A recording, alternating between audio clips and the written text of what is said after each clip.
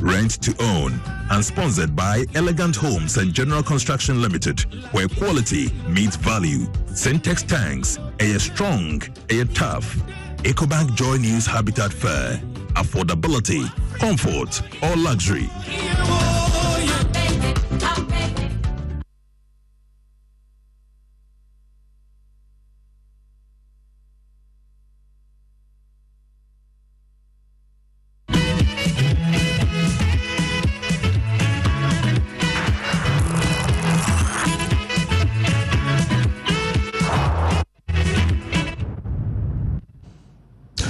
The $1 million saga. Former Minister Cecilia Dapaah and the husband made a complaint to the police about thefts in their bedroom, in their home. House helps were the ones pilfering in excess of $1.5 million, which only came to the attention when the husband caught one of them one day. In the court, and the documents filed in the court, all the money is described as the property of the former minister. Her husband is said to be the owner of property, which is her suit and kente cloth, which they also stole. As it turned out, she wrote in her complaint that $800,000 of the money belonged to her dead brother, who gave it to her dead mother, who gave it to her for safekeeping. So, a number of questions arising as the OSP commences a lifestyle audit of the former minister to assure himself or the office what ought to be done going forward. Questions come up. A dead brother died last year. Is there a proof that the money belonged to $800,000 of it, $800,000 of the dollars belonged to the brother? Is there proof that the brother gave this money to the old woman who also then turned it to her? Questions coming up. These seems to be lame excuses or explanations. The brother is not one without child, is it? And children who are not adults. So what is going on? Has there been a will? No will. Has there been letters of administration taking? And who in that has the court decided must take what part of this property? And why was it being kept with her all that while? If this money belonged to him, his brother, dead brother, who was a chief of the Asantehene, and through the legal processes, certain people would have been named as the beneficiaries of the particular assets or estates of that brother. Why was it still being kept with her and being pilfered over a long period until the husband chanced upon one of the house helps? Many questions coming up. What did the police do wrong? They investigated. They confirmed that indeed this amount of money had been stolen in excess of $1.5 million, and they told no higher authority about it. They didn't bring it to the attention of the Attorney General, and the Attorney General only now, after the Chronicle publication that led all of us to this story, is asking for the docket, and the docket has been taken to the Attorney General. When the charges were made in the court and the facts were read, where was the complainant? Where were they? Cecilia Dapaah and the husband. Didn't they hear the contents of the court processes? Did they not object? Why are they now objecting? Because the matter has become public. The police's process in the court, there was an original, it was amended once, it was amended twice. Why did the first correction not see what she's complaining about now? Why did the second correction not also take care of the complaint she's making now of inaccuracies or inconsistencies? This is the biggest issue we are canvassing for you this morning, looking at the OSP doing a lifestyle audit. What is lifestyle audit? There are questions of money laundering. What is that? The code of conduct for public officers, which would have checked some of these things.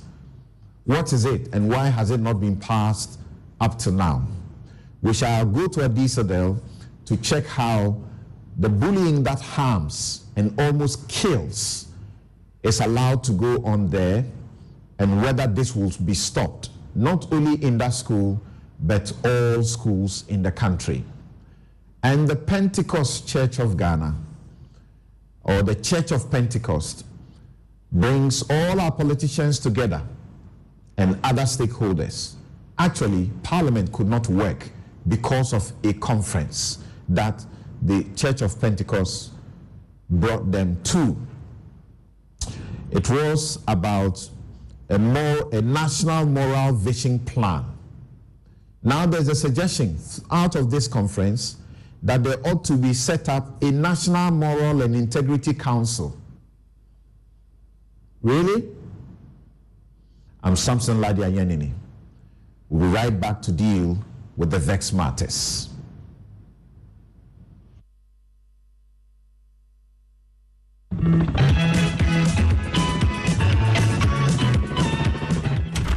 Oh, Charlie, close the window small. Your room be too bright, oh. Why, you be vampire where you know they like sunlight? Oh, my guy, my eyes. Behind the PC problem. Oh. In the sun problem. Common light bulb stuff. This no matter. I beg go Robert and Sons. Oh, yeah. Then my chick to him, I know correct. Cry. Where Robert and Sons sort them out sharp. Now, so stylish frames in the rock. We go Robert and Sons right in. No, I was sitting inside proper. For over 25 years, Robert & Sons continues to provide specialist eye care for both adults and children. Locate us at Adabraka, Adenta, Kumasi, Usudankwa, Tema, Weja, and East Legon. Call 050-151-9111. Robert & Sons, seeing is believing. My way insurance, Abamobia, send my way, my name is Nanama McBrown, and I want to encourage you to dial *165# on MTN to join the My Way family. My Way provides you and a selected family member a cover against death. As a policy holder, you will also have a cover against total permanent disability and hospitalization should you be hospitalized for more than 2 nights. Dial *165# and join the family. Sanya My Way. No way. My Way is a product of My Life and MTN Momo. Terms and conditions apply.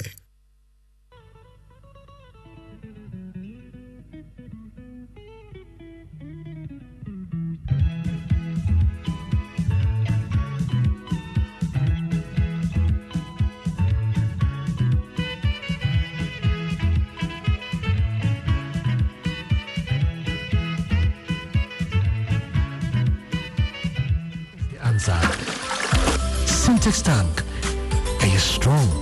Are you tough? No way pass the tape and declare plastic. And I'm what? And then no. Can you not touch it? With them, they are you. Factor. As I can introduce DBS lifestyle guest trusts. Emma. The same physical baby as a young man the day. And you know you dance. I know crow. No sending me a benina and a papa. Sa DBS lifestyle guest trusts. Yet the computer not generated. Into Edna didn't go straight. And the piece of air not guilty. And want to mean the enemy. And good answer. Affable. Finito. More musicians saw that. More music factories. And as a dark is the piano. Me recommend DBS Trust. DBS Trust. Finito.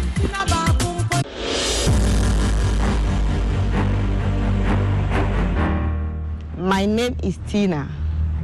I am a person living with HIV. I got to know my HIV status after I gave birth and lost the child because of HIV. In those days, prevention of mother-to-child transmission services had low patronage due to fear and stigmatization. Today, many HIV-positive women have delivered negative children. I follow the guidelines and take my HIV medicine called ARVs every day, as prescribed by my doctor. This makes me strong and healthy, and also prevent me from passing HIV onto any future child. Please, avail yourself for PMTCT services when pregnant. It is the only way to ensure you do not pass the HIV onto your baby during birth or pregnancy. If you have tested for HIV recently and it was negative, test again when pregnant. If you have tested positive, go to the hospital after birth as directed by your healthcare provider. Your baby will be given medicine immediately and tested to ensure baby and mother are well. Let us work together to have an HIV-free generation. Our children must be free to shine.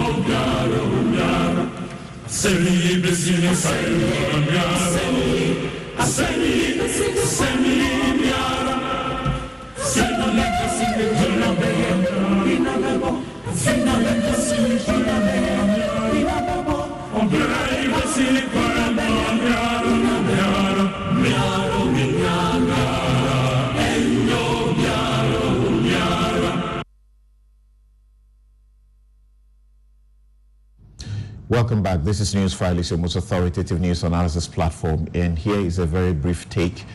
I call it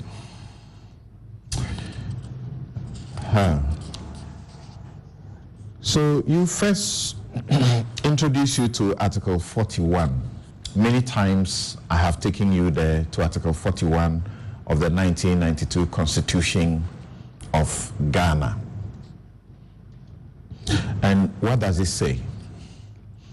Article 41 says the exercise and enjoyment of rights and freedoms is inseparable from the performance of duties and obligations, and accordingly it shall be the duty of every citizen.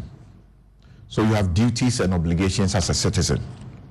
Among your duties and obligations is to uphold and defend the Constitution and the laws of Ghana, to protect and preserve public property, and expose and combat misuse and waste of public funds and property, and to contribute to the well-being of the community where you live.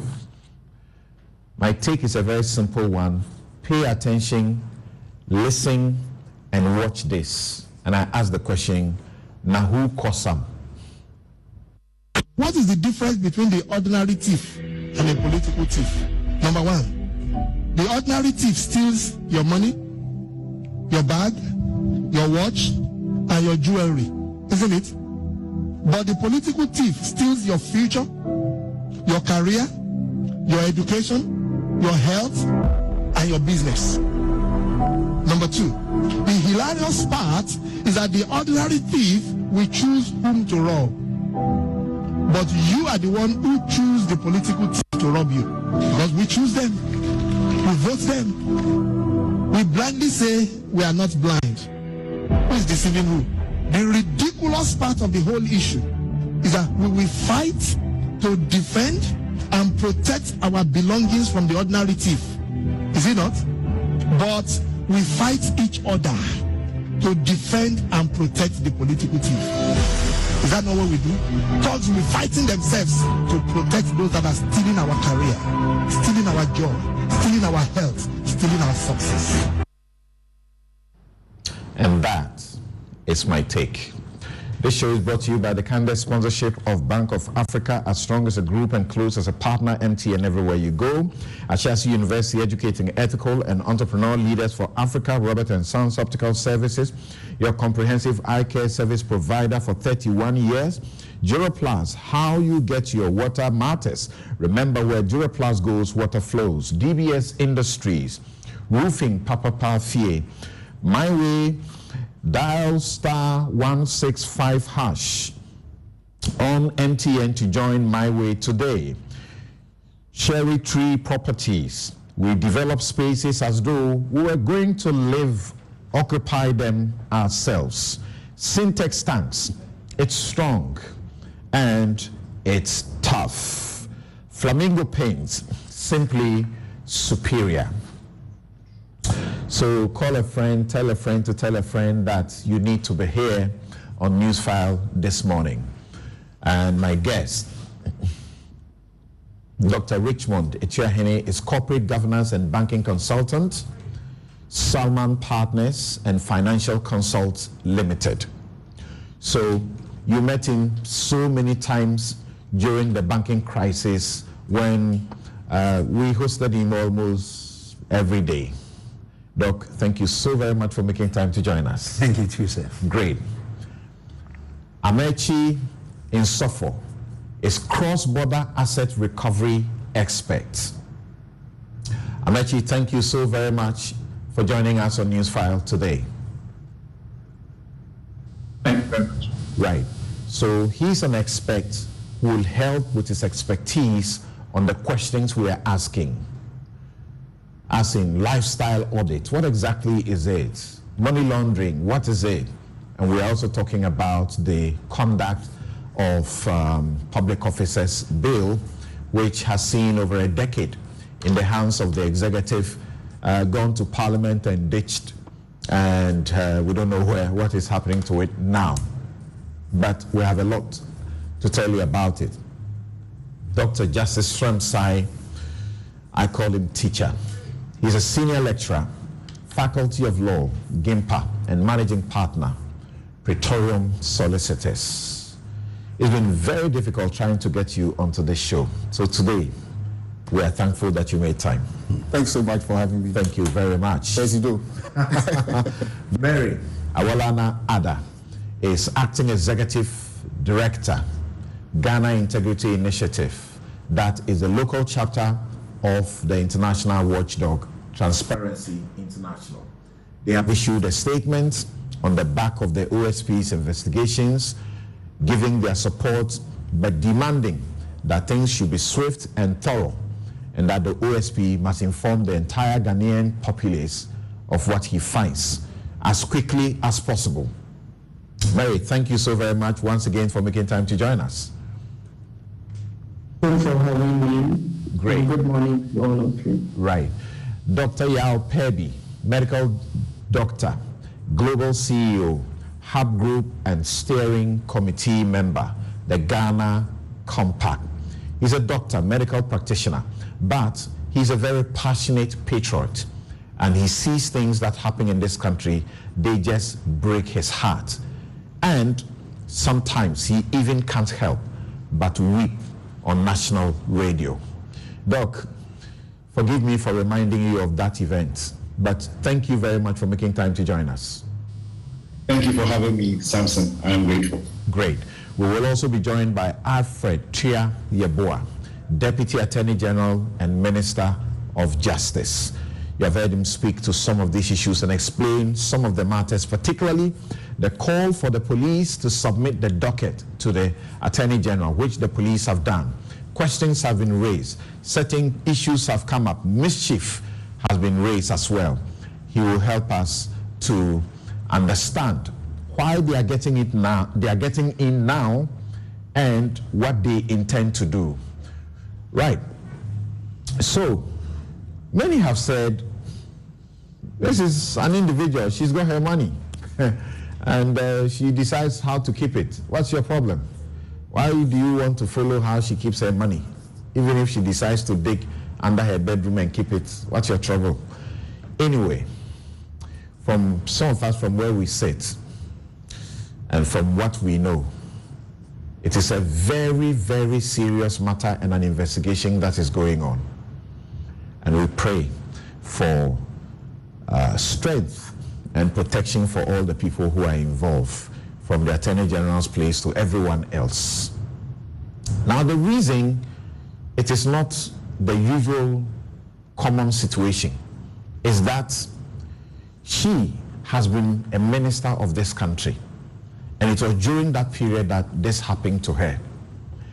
In fact, since 2000 or 2001, she has been in public life, meaning we pay her, we take care of her, we feed her, we literally clothe her. She's chauffeur-driven. She lives in a house that we pay for. So she must answer questions.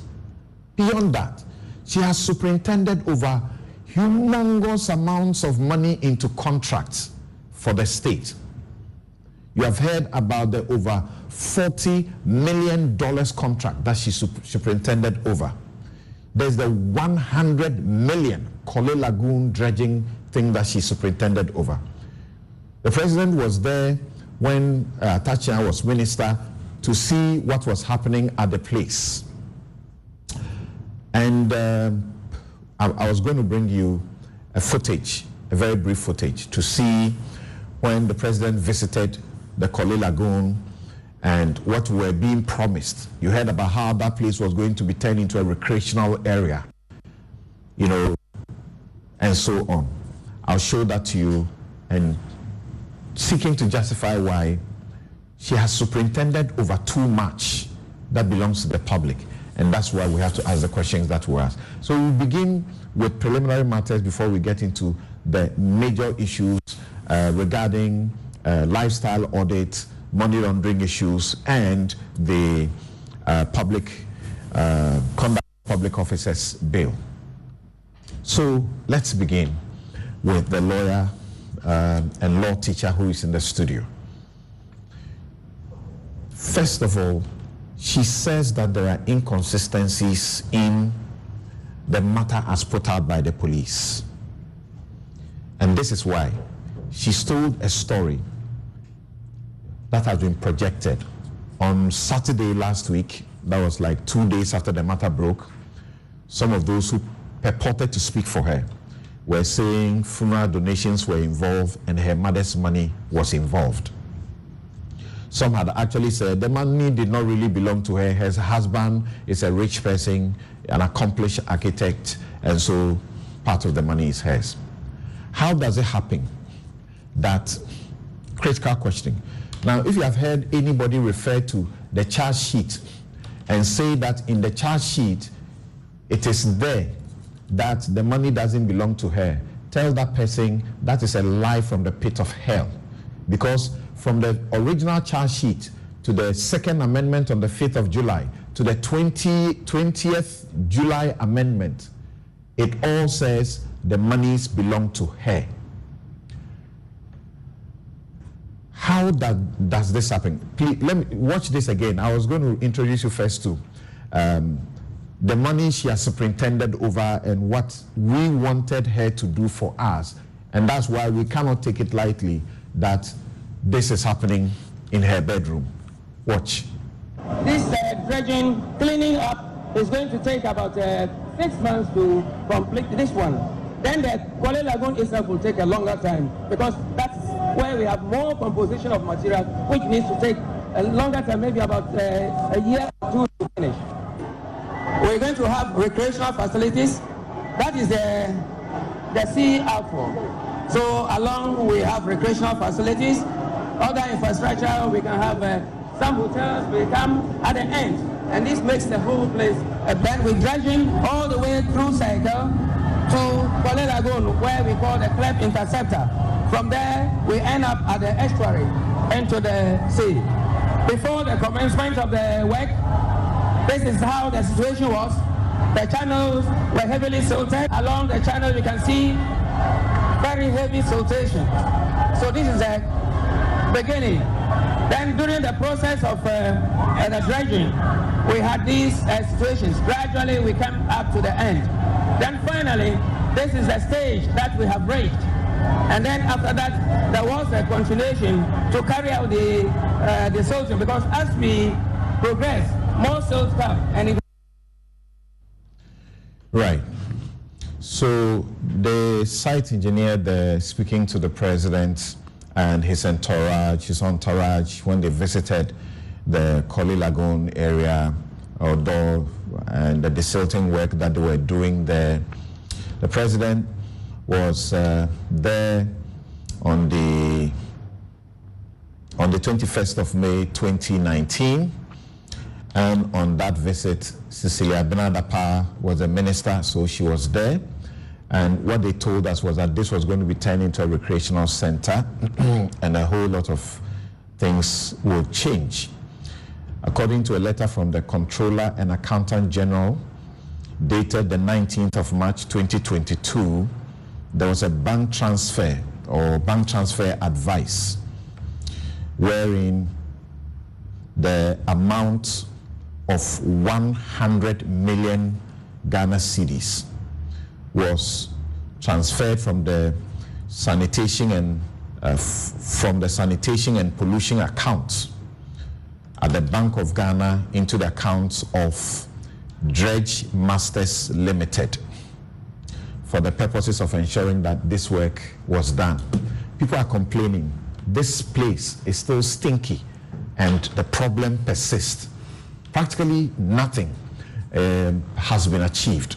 So there's good reason why people say we must ask her questions, not saying she's guilty, of course. So first to Dr. Stramsai. So there was a first amendment, her complaints didn't get in there. There was a second amendment, her complaints didn't get in there. And as we have come to know, I have come to know, that in the complaint that she wrote to the police, already people are raising suspicions. What happened? Have things changed somewhere? It is stated in there that 800,000 US belongs to her brother, who is dead. It was given to her by her mother, who is also dead. What comes to your mind? How lousy could the police have been in doing and in the facts never mentioned on 3 different occasions that the money belonged to someone else? Thank you very much. I think we need to go back to the basics. Okay. The question is, why do we have a police service and a criminal investigation, department, CID of the police? It is simply because the law has acknowledged that in matters of crime, private individuals may not have the capacity or the skill to find the facts that are contestable or that are placed before a court. So in every criminal allegation or accusation, there is a requirement that either the police service or another law enforcement agency should conduct investigations. And these investigations are conducted with persons who have been trained to know the essence of evidence, so that when the case is placed before a court of law, it will be tested by the standards of evidence or the rules of evidence. Now, when a private person makes a complaint, it is purely based on what he thinks or he knows. And now that knowledge may not be sufficient to disclose to create the amount of evidence that is required. So it is possible that, true, the Honorable Minister did not know how much she really has. That is one. It is also possible that she thinks she knows how much she has. But once the police came in, the police are able to conduct investigation far beyond what she, is capable of doing. So, for example, the police are probably likely to call these accused persons who have probably run away from the minister. Which they did retrieve some money. Some of them used to buy houses. They have put their hands on it. Some of them used to buy vehicles. They have put their hands on it. Some of them used to rent stores and so on. So they have taken back some of the money. So from the summary of the facts in the charge sheets alone, you could see that the police have done more than what the complainant could do. So on the scale of who is more likely to be right, I think from the charge sheet and what the police have done, the number of people they've spoken with, the extent to which they went, I think every fair-minded person should be able to come to this basic conclusion that it is possible, that the police have more information on the tracing of the money and on how whatever happened, more than the complainant herself. In any case, what prevents the complainant? I've listened to I've read all the press statements and I've listened to the discussion, but not even once has the complainant herself come out with how much she thinks she has. So it's not enough to just say, well, what the police are saying is not correct. You need to tell us that, well, I told them that this is how much I had. This is how much is missing. So I think they are lying. So compare their figure with my figure, and then let's know what the truth is. But never have I seen anything where a complainant is saying that, oh, the police are wrong. It is rather this. The police are wrong on this. It is rather that. So I think we will be spending our time not usefully if we continue to dwell on what a complainant is saying. You know that there have been so many instances where complainant comes out to say something to the police. The police conduct investigation. They dismiss the whole action. That, look, what we are saying is not even correct, because they've gone beyond what the complainant can do, and then get a realistic evidence which will be placed before. There are also situations that you and I know, particularly that we conduct, criminal defense, and we can tell that this is a lousy investigator. They haven't done a good job, but we are happy that they have been lousy because we'll defeat them. So it's possible that she says there are inconsistencies in the statements. How come the curiosity arises when it has been amended twice, on the 5th of July and on the 20th of July, and in all those amendments, substantially it remains the same. She put in her complaint that the money belongs to her dead brother, which was given to her by her dead mother. That doesn't find expression in the facts, and this has embarrassed her. That is possible. I was going to come to the other side, that there were times when the police were more accurate than the complainant, and there were times when the police were less accurate than the complainant. The bottom line is this.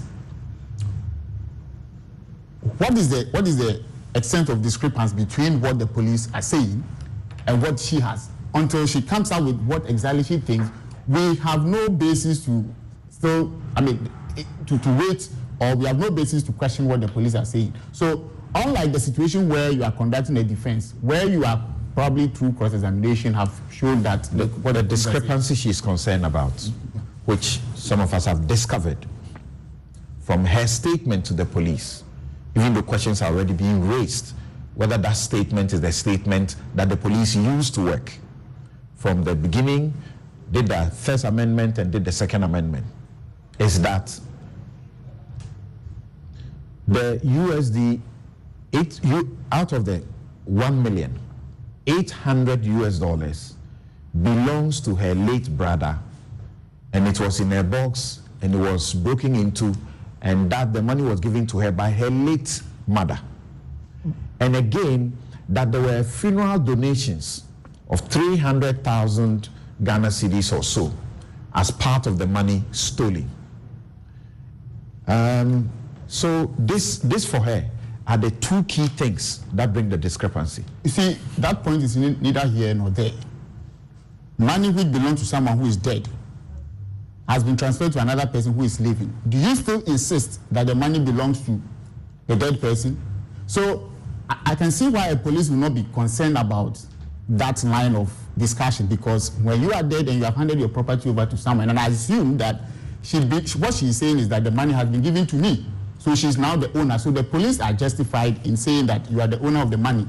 Now, as to whether what she's saying that the money has been transferred or whatever, that will not even matter in the job of the police, what they are doing. It won't matter because they are not investigating the source of the funding. At this point, what the police are doing is to say that, look, someone owns a property, another person takes it, and now we are investigating stealing. Let's not confuse the issues. Mm-hmm. At this point, the police are investigating stealing against some different people. They are not into the question of where did the complainant get the money from. So there is nothing wrong with what the police have put on record. As far as they are concerned, the money was lawfully in her possession. Therefore, she is the owner at the time. And now they are prosecuting some other people. So now let's shift to the question of source. But you are saying they shouldn't bother about whether she's the owner, and that she's the owner because the money was in her possession. If she says it's my brother who died, money who gave to my mother who is also dead, as a lawyer, the question that is triggered is if you want to say she's the owner. When somebody dies and they have relations, they have children, either they have left a will, or if they died without a will, there will be an LA or letters for administration, which will spell out who takes how much of what. So could it be the case that as we speak, those things have happened and that the man's children and everybody, the money is for her, that's why she's keeping it? So that's and if you deal with an estate, as in the property of a dead person, without having gone through the process, that's also intermeddling. That's also another different thing altogether. That's what I keep saying, that we need to separate the issues. At this point, the offense of stealing, you actually don't need to find out who the owner of the money is. Okay. So when a policeman is prosecuting someone for stealing, all he needs to satisfy the court with is that there is another person who has taken something and has appropriated a thing which does not belong to him. As to whether it belongs to Mr. A, Mr. B, will not play much, probably any role in the prosecution.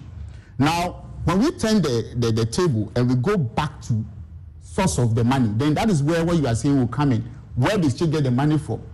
That would be, I think that is what the special prosecutor is trying to do. You are saying that if a complainant goes to the police to say, you are too smart to say that, but I'm asking a question for the purpose of our viewers. Yeah. That complainant goes to the police and says, my car is missing.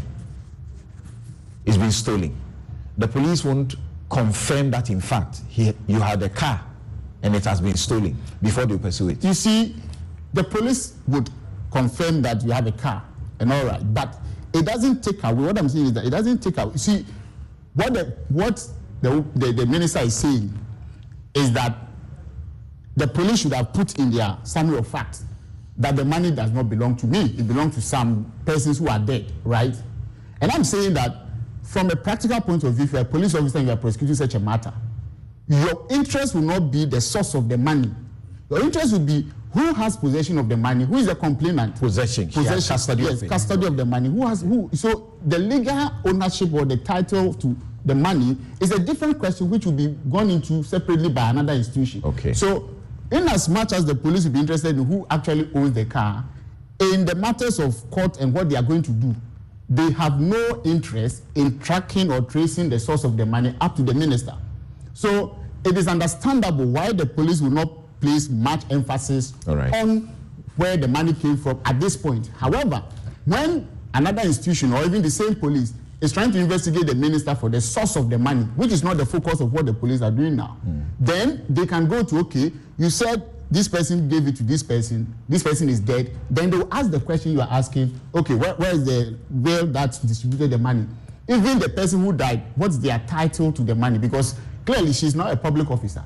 And whatever she has in her possession or even ownership or title to, we are interested in knowing. Okay. And it is our right to know. And it's her duty to let us know what the source is because she's a public officer. So while the same question may not be put to a private person, she is a public officer. So pretending, like you said, over millions of public money. So if we find a situation of this kind of money in your possession, we are entitled to know, and you are under every duty and obligation to tell us how you came by those amounts of money. Now, I think we need to, and that is the problem we face as a country in our national discourse. We need to make a decision as a country whether we are going to apply criminal law only to public issues, or we are going to apply principles of governance and transparency to our public affairs. The outcome of the two will be different. Now, when we run a republic like ours, okay, and we are running a democracy, we are not in any way in a courtroom. We expect certain standards to apply across the board. And when those standards are applied and people are questioning whether someone complies with those standards, it is not an answer to reduce the whole matter to the courtroom antics and the rules of evidence. You and I know that what happens in the courtroom is governed by certain rules which are completely different from what happens in life. So there are wrongs and there are crimes. Even though all crimes are wrong, not all wrongs are crimes. So we need to have that in mind, and we have to make a decision that, okay, going forward, are we going to judge our politicians, our leaders, our public officials strictly by criminal standards, or we are going to judge them by governance? That will take us to the substantive thing we want to discuss for looking forward into the future, the conduct of public officers bill, and what it says, what it expects, the basic standards, minimum standards, it expects of, the public officers. Now, let me go on the line and first speak to the Deputy Attorney General. I said Godfrey, sorry. He used to be Deputy. Alfred Tia Yeboah. Thank you very much, Senior, for joining us on News File. Thank you very much. Right. So you have asked for the docket. The docket has been delivered to you. The police issued a statement to say that they have delivered the docket to you. Why are you interested in the docket of something that the police is prosecuting already, and an aspect of the bigger matters as regards the source being prosecuted by or investigated by the Office of Special Prosecutor? Some say you are seeking to intervene and to do something untoward. All right, thank you very much, and good morning to fellow panelists. Now, the Attorney General is given the exclusive authority by our Constitution to initiate all criminal prosecution on behalf of the Republic. However, the Attorney General is not able to prosecute all the cases, and in view of that, various entities or bodies have been given the fiat by the Attorney General to prosecute on his behalf. That's right. One of such institutions is the police service. And let's also indicate that under our law, the Attorney General's office does not investigate cases. That power to investigate is with the police and other state bodies. So in the event that a complaint is lodged with the police will have to investigate, and after the investigation, then they may want to go to court and prosecute on behalf of the Attorney General. So in this particular case, a complaint was lodged, the police went investigate the complaint, and on behalf of the Attorney General, file the charges and arraign the accused person before the Session Court in Accra.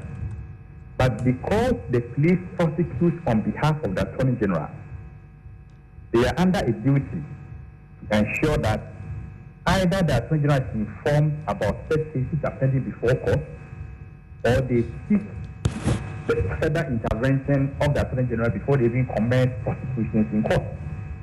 The practice has been that where there is a docket before the police, and depending on the nature of that particular case, they always make sure that they refer such a docket to the AG for its review and advice before they proceed. If you also look at the amount involved in this particular case and the level of public interest in the matter, the police thought it wise that the AG's input ought to be sought. And that's the basis upon which they took a decision to submit the docket to the Attorney General for his review and advice. Now, in the review and advice, the Attorney General, having been seized with the full docket, the original docket, goes through every page of the docket to indicate whether the evidence on record will be sufficient to warrant the continuous prosecution of the case. So in the review exercise, various decisions may be made by the Attorney General. One, the Attorney General may, after the review, say that based on the facts on the record, the charges should be maintained. The Attorney General also advised that based on the evidence on record on the docket, the charges should be dropped. The third option may also be that the charges may have to be amended, and by amendment, the charges may either go up or come down, or maybe introduce an entirely new charge. The Attorney General also reserves the right, upon reviewing the docket, to ask the police to conduct further investigations into areas that the AG thinks ought to have been gone into by the police. So, Counsel, if you look at the architecture within the AG setup, this is how it's operates. In this particular case, the docket has been submitted to the AG. Our officers are working on the docket. When I say working, they are reviewing the docket. And depending on what we find in the docket, the various options already outlined, one or more of them may be activated. So as we know, like you said, first degree offenses, some second degree felonies cannot be prosecuted unless on your instructions to who should prosecute them. And this one, because of the involvement of the public officer, do you think that the police they erred when they didn't bring this to your notice, working on a matter of such, magnitude? I will not say the police erred. The police, based on the authority that they have, preferred charges against some accused persons. And that has been the practice within the prosecution division of the police. The police prefer charges that they are allowed under law to prosecute: stealing, dishonestly receiving, and conspiracy. So in terms of the approach that the police took, we will not force them to doing it. But so far as they prosecute on behalf of the Attorney General, they are required, under certain circumstances as stated already, to submit dockets to us for our review. And this particular case, in view of the nature of the case, the amount involved, and as we said, maybe the complainant involved, right, and the interest of the public, it is appropriate that the docket submitted to the AG. So would you have thought that in a matter like this, the police ought to have exercised the discretion at the very start to consult the Attorney General, who gives them the power to prosecute before commencing the process? I think that would have been a better approach, even though what they did wasn't wrong. That would be a better approach because of the complainant in this particular case and the nature of the case. Yeah. Is it early to ask that by your review so far, what is likely to change? I may not want to come out currently, but I think possibly within the week or so of last, the AG will issue a letter to the prosecution that the police ask what is supposed to be done. They are still working on it. Great. Now, the public perception from your request to the police and the police forwarding the docket to you and telling the whole world about it is that you are seeking to interfere with the Office of Special Prosecutor, who is independent of the politicians, to interfere in the matters, because the AG's office, you are politicians, so to speak, even though you are a constitutionally created office. This is your colleague. You sit in cabinet with her, and because of that, the nature of the matter, you have now sought to do this. Can you explain why you have now decided to come into the matter, and whether or not you are seeking to take away what the special prosecutor is doing? All right. Now, if you look at the OSP Act, the areas within which the OSP is mandated to investigate into or inquire into have been clearly set out. Corruption-related matters, some aspects of procurement, lifestyle audits, etc., etc. We are not going to go into those areas because those areas are the areas that the OSP is going into. We are rather looking at the other targets. Stealing, dishonestly receiving, conspiracy, and other charges that we think may arise out of our review of this document. So there's no attempt whatsoever to, as it were, be in conflict with the work of the OSP. Okay. Our interest is about what the police have done, what are the charges they've deferred are maintainable in court, whether they are to be reduced, enhanced, or whether we have to look at other areas that we've not gone into. Thank you very much. Okay, Justice wants to, is there a question? It's a quick comment. Okay, a quick comment. Then I'll get Dr. Perby and then Dr. Richmond, the Tuahine, also say what they have to say quickly. Yeah. Yeah, thank you.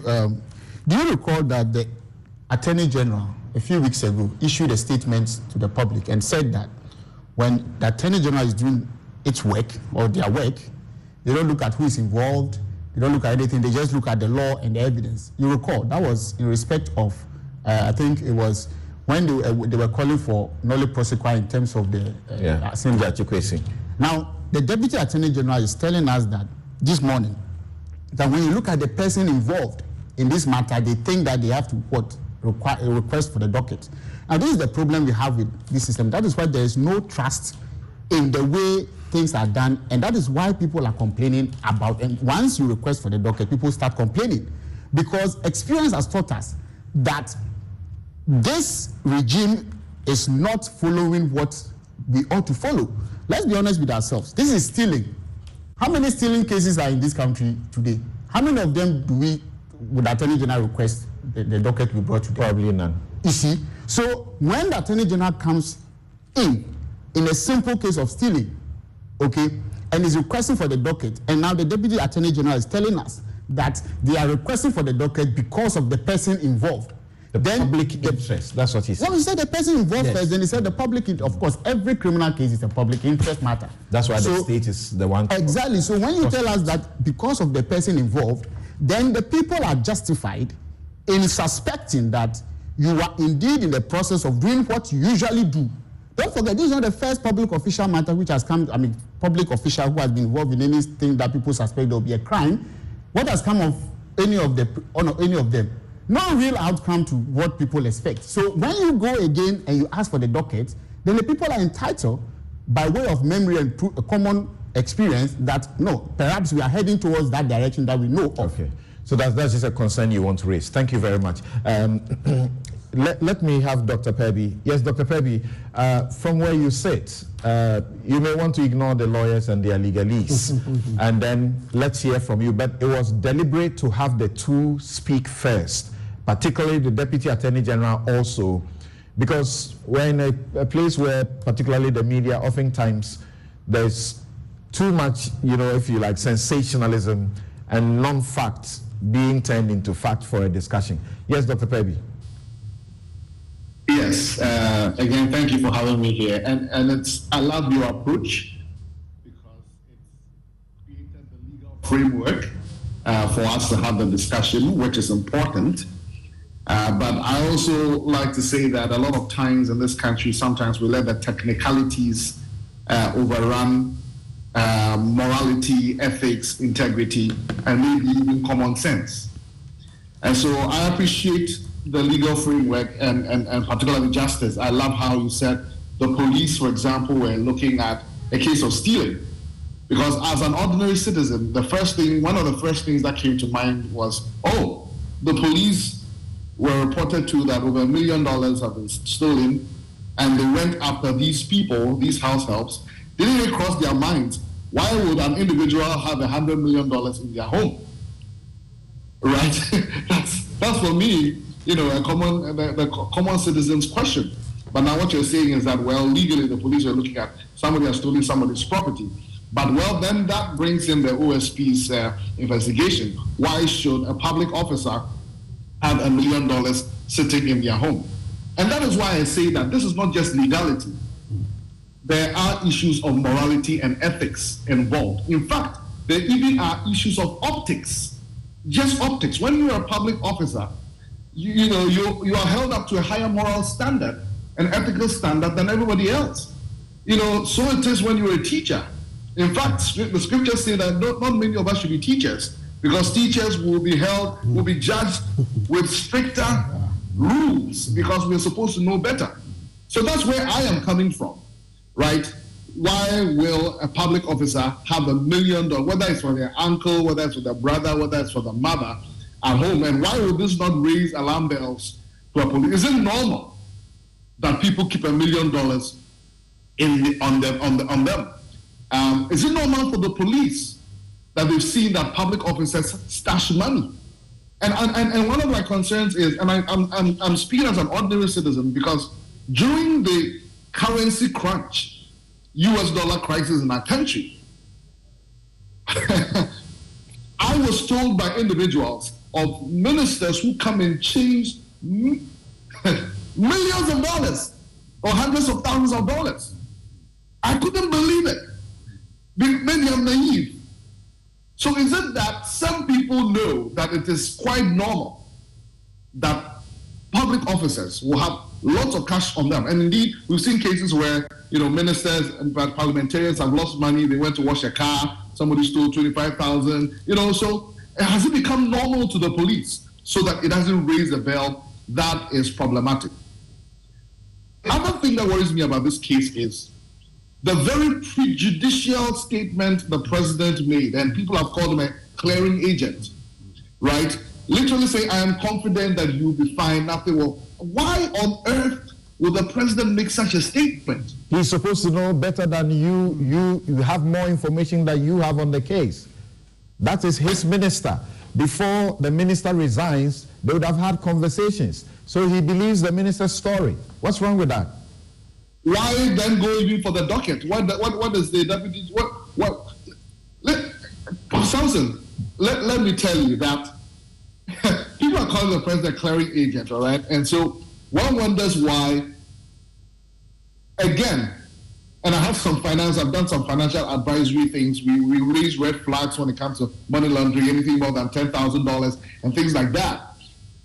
And one of the things that came to mind was, if the president is acting like a clearing agent, in quotes, is it because this minister is a cleaning agent? Is it that this whole sanitation thing is not what we think? Is she sanitizing monies for the government? I'm really disappointed that a president who is the father of all of us will not hold his horses and say that, oh, yes, you're hardworking, and this is an accomplished woman, right? And we trust that due process will be followed. And you can even say, I hope you will be exonerated. That's very different from saying you are confident that you know the end of the matter prophetically, prejudicially. I get very worried about that. But one last thing. Just a small bit about the connotations you think about sanitation. Yes. Many years ago, I was moderating a World Bank sponsored program on this extractive sector, and one of the foreigners, I don't know if he's an American or Britain, he approached me. The way the discussion had gone, he approached me and asked me. He asked, "Is in Ghana is sanitation, he said, is it a synonym or something for corruption?"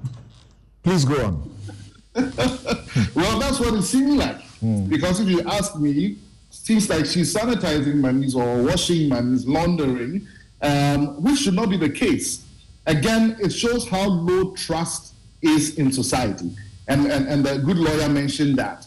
Leadership is the foundation of all leadership is trust. And so once the trust is eroded, leadership is gone.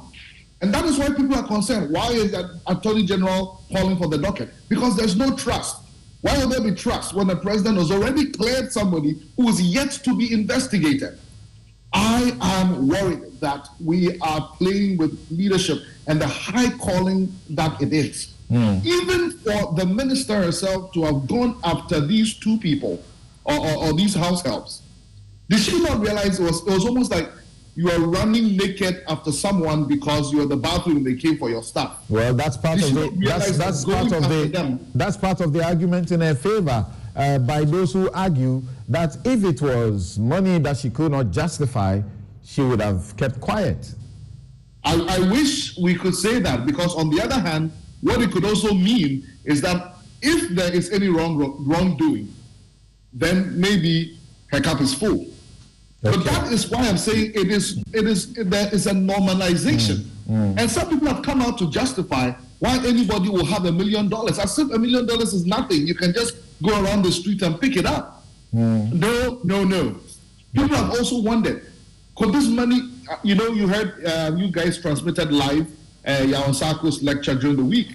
I was surprised about 10% of our populace is somehow connected to the Galamsey value chain, right? People are also wondering, is this Galamsey money? The question is, why was this money not in the bank? What did this minister not know?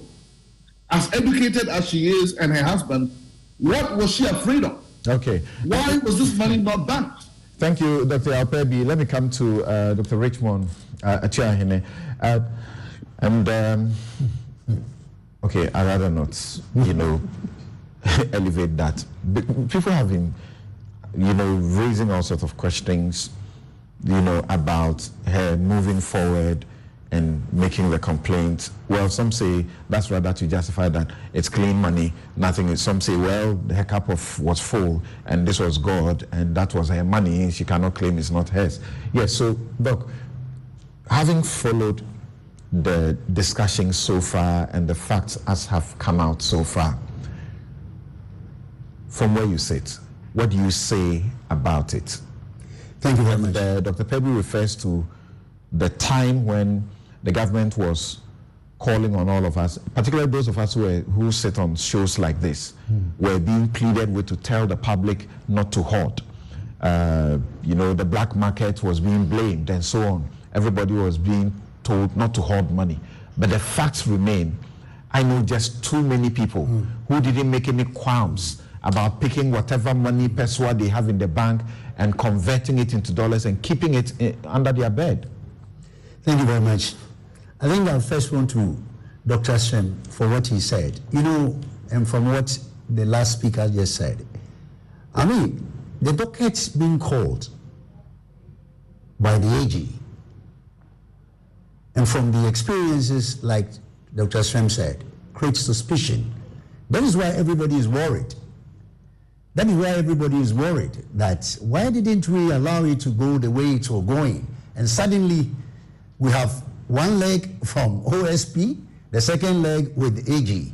And more importantly, what makes it more dangerous is that this is a politically exposed person. And how, as you said, how can one of them be able to assess objectively about the person? So the anxiety that is being created, the suspense that is created is coming from the way it's being handled. Because like you rightly said, initially, they should have had this pre-advice to the police to do it this way. Then they've done it this way, and it has fallen into the public domain. If the police didn't bring it to their attention, what could they do? Well, and if the Attorney General says, I give you power to prosecute, I just want to help you with the matter of the criminal thefts, prosecuting the people accused of theft. OSP is doing a completely different thing. OSP's focus is on the minister and her husband or the family. And what's wrong with that? The reason why people are not happy about it is that he's one of them. I mean, we have to be very clear that if we are in the same boat and something is going wrong, could I speak objectively about it?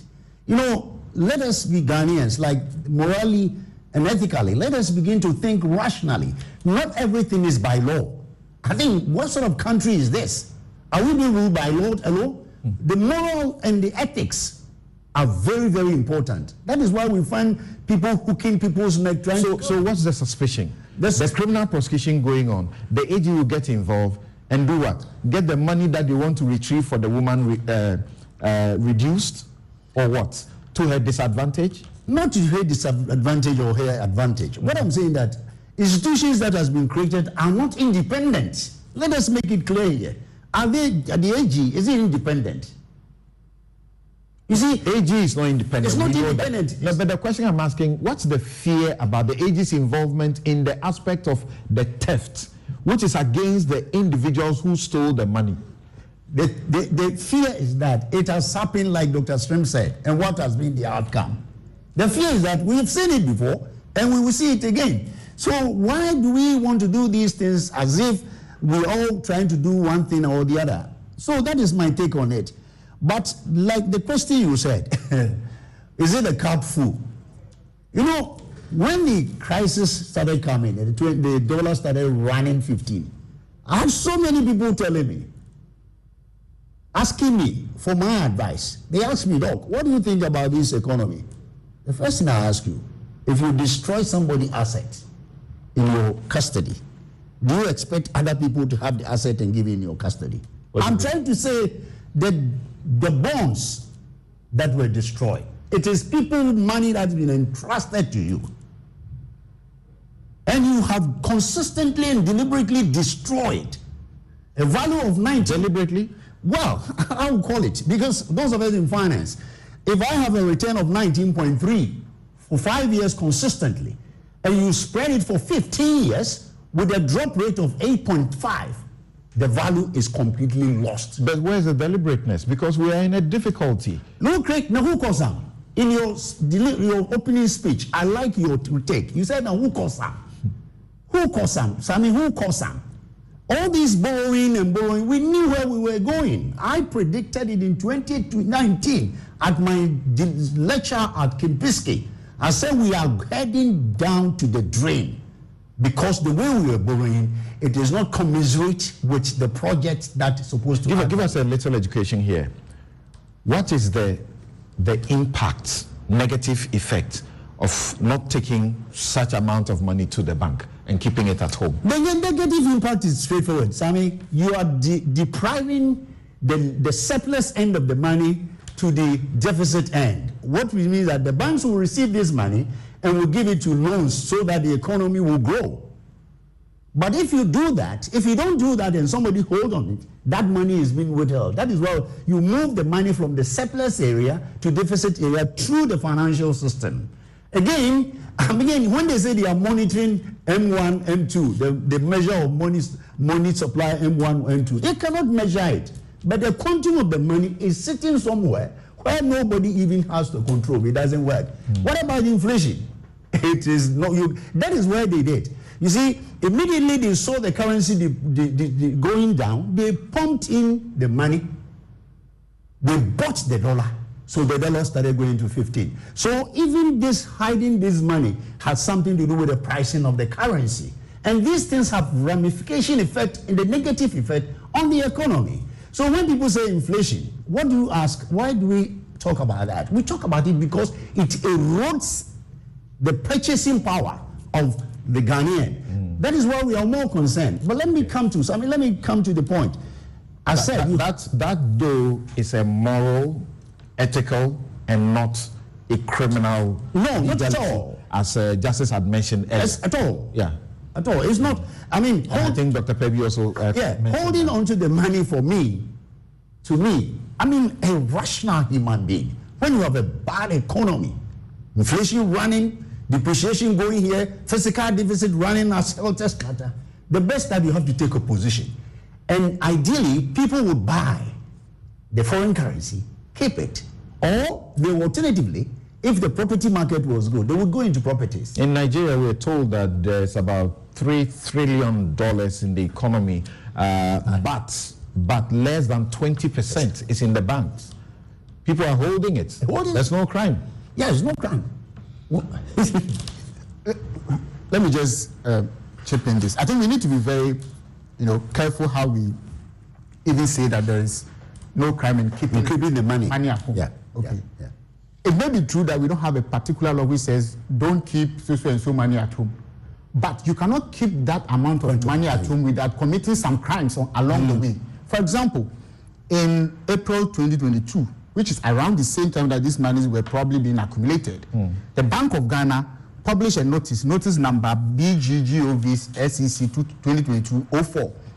And in that notice, Bank of Ghana recounted its previous notices in 2012 and 2019, reminding the public that you do not deal in foreign currency. What do we mean by dealing in foreign currency? It says if you buy it, if you store it, a list of things that you do. So even though there is no law which says that don't keep this. Please, can you check that again? If you buy it, if you store it. Hold on, let me just read. That's interesting. Let me just read it. So it says, I'll come in. And this is, it said what?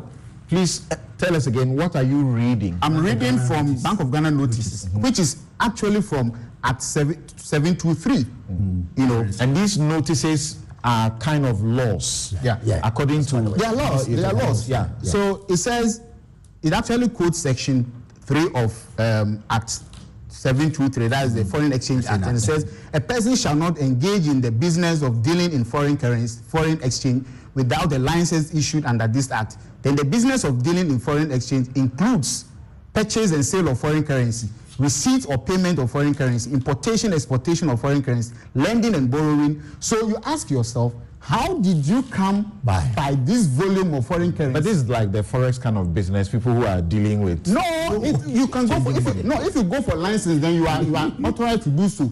Any person, whether an institution or whatever, who does not go for a license and is yet dealing with this amount of foreign currency must be breaching some laws. That is not all. Even if it is put in a box and locked in. How did it get into the box? That is the question. Something you remember, there was an instance, it was a case where the law was that you shouldn't be found in the vicinity of the Queen's airstrip.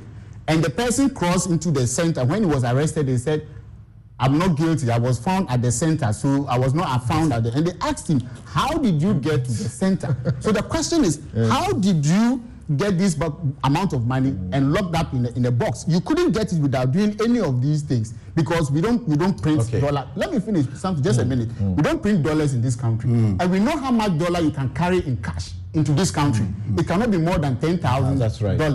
Whether you are taking it out or so, you ask yourself, how many $10,000 do you have in 1 million, United States dollars? That's a lot of money. So we shouldn't just simplify it by saying that because there is no specific law which says you can't hold the money, but there are laws which prevent you from accumulating that kind of money and keeping them at home. Okay. Thank you for that. Let me go to Mary. And I will plead with Amache in Suffolk, because you're going to do a very good job for us on this leg of the discussion on the broader matters of governance and protecting our economy and the rest of them. Mary, maybe we should get into that straight away. Mary, you at the GII have issued a statement, and in that statement, you are unhappy about what is going on. You feel this shouldn't have happened, but it is going on. So the OSP should do its work and do it well, among others. And then you zoom into the Conduct of Public Officers Bill, which should be passed in a form and fashion that can check some of these things. That's your concern. Certainly, let me say good morning to you and good morning to my fellow guests on your show this morning and to those who are watching us. Yes, Samson, we say so because we believe that in this country we can make some very good strides if we have laws that back. We made the call that the best place to start with the investigation is the Office of the Special Prosecutor, because he is supposed to be dealing in issues of investigating corruption and corruption-related offenses. We believe this zooms into that arena. And so that's why we are saying that without a doubt, the Office of the Special Prosecutor has over the past year shown that if he is given the needed independence, if he is allowed to do his work, he would do a good job. He has done that over and over again, started with the DCE, he's gone on to Frimpong Boateng, whom many people did not expect to have happened. He's done so. So we believe he can also tackle this. It is, if he wants to, he will do that, and we think he should do it and do it expeditiously. Right. We also believe that one of the things that can help the course of this investigation is to see the various agencies collaborating, particularly the police, to give them the original information to ensure that they are engaging and doing the investigation as they should. It is a sad matter, but it is what it is. So let us see the appropriate office doing its work and doing it well. Then this calls to attention the fact that over the past 10 years, we have been asking for a robust legislation or framework that deals with the matter of asset declaration. As per what the Constitution talks about, the Constitution says people who take political office would be required to ensure that they declare their assets even before taking office, and also 3 months after they've done so. Somehow, in the passage of the law to activate that clause in the Constitution, we see that there is a 6-month period given. However, that is being tackled by the COPO, I mean the Conduct of Public Officers Bill, which has traversed about 3 different parliaments and has not gotten passed. At the last count, we know for a fact that it went through even the second reading. However, government chickened at the last minute and they didn't pass it. We also know that, as a matter of fact, Cabinet, which the bill has been with during this tenure of Parliament, at a point decided that it was not a priority for government to pass that bill. That is very curious, and we should be asking government why a bill that seeks to ensure that we are building on and making robust Act 550, 1998. We are aiming to make it a best practice bill become a reality. The government, which promised in its manifesto that it would fight corruption and ensure that some of these legislations are passed, decided not to do so. And if you look at the chronicles from the Occupy Ghana, with the very confidential letter that came out, it is a sad reflection of the fight against corruption being rhetoric more than the action we require. However, we are consoled in the fact that despite the fact that civil society and other actors have failed in getting government to make this a priority, the IMF, in one of its requirements, has demanded that we ensure that we pass this bill, because it does more than what the Act 550 does. We are calling for an asset declaration regime that is robust enough to add on the issues of verification. Apart from verifying, let me admit here that the Auditor General, in the various meetings we have held with him in the past year as the Citizens Coalition, has indicated to us that every asset that is declared, they open to ensure that the form is well filled. That is the case. As to whether they verify on the asset that have declared and the various liabilities therein is another matter we need to all pay attention to. So we are asking that this COPO bill that is currently stranded in Parliament should become an urgent matter that the state pays attention to. And now that the IMF has come in, we know that it must come out. And we want a regime that has verification and a regime that has publication. Again, let me reference when we were even in a dictatorial regime during the PMDC era. If you go back to the government gazettes that chronicle that period, you would see that we had an asset declaration regime that took care of verification and also publication. And so public officers' assets were published. So you begin to wonder what went wrong with us, that if in the 80s we were able to look at an asset declaration regime that took care of this, which others came to learn from us to adapt their own, then where there lies the fact that in a democracy we decided that we make things so cheap that people just declare their assets until there is an issue before these assets are looked into. Okay. Remember, we are talking about public officers. Right. Apart from verification, we want to also see the issue of the publication. And then finally, monitoring of these assets and liabilities. We are all in this country, and we remember that people who are just like me, who cannot account for maybe 1,000 cedis at any particular time, become public officers, and within a year or two, they are building mansions. Right. They are quite very expensive. Right. So building mansions and the rest of them, you say that in your statement that the OSP should investigate extensively so that we get to know all of these things. The OSP issued a statement and said its investigations are ongoing, supposing at the right time, because I can imagine that they will be inundated by the media. And as you saw in your short, any serious media house, in the time that the discussions were going on, if you are a serious media house, you have reporters at OSP's building area, and as we understand, they went there, they were driven away, so they had to stand around. They didn't move away. Some of them were just lurking around the place, even though they were driven away from the OSP site. Madam Cecilia Dapaah's house. You must be a lousy editor if you don't send a reporter to be stationed at that house. So they were all there, and as these movements were going on, you can see they were only capturing pictures because they couldn't get anybody to talk to them. And they did searches, as we understand, as expected to have been done, and so on. So on this note, what I'll say, even before I go to my next guest, is that Ghanaians, the OSP is investigating.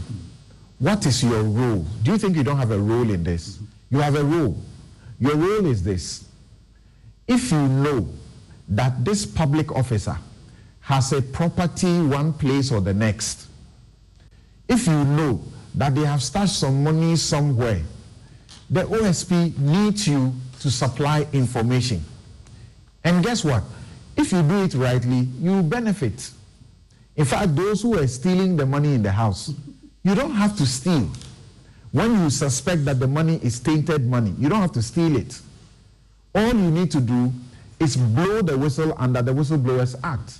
Section 24 says you are entitled to as much as 10%. So imagine Mabina, Patience, Boche.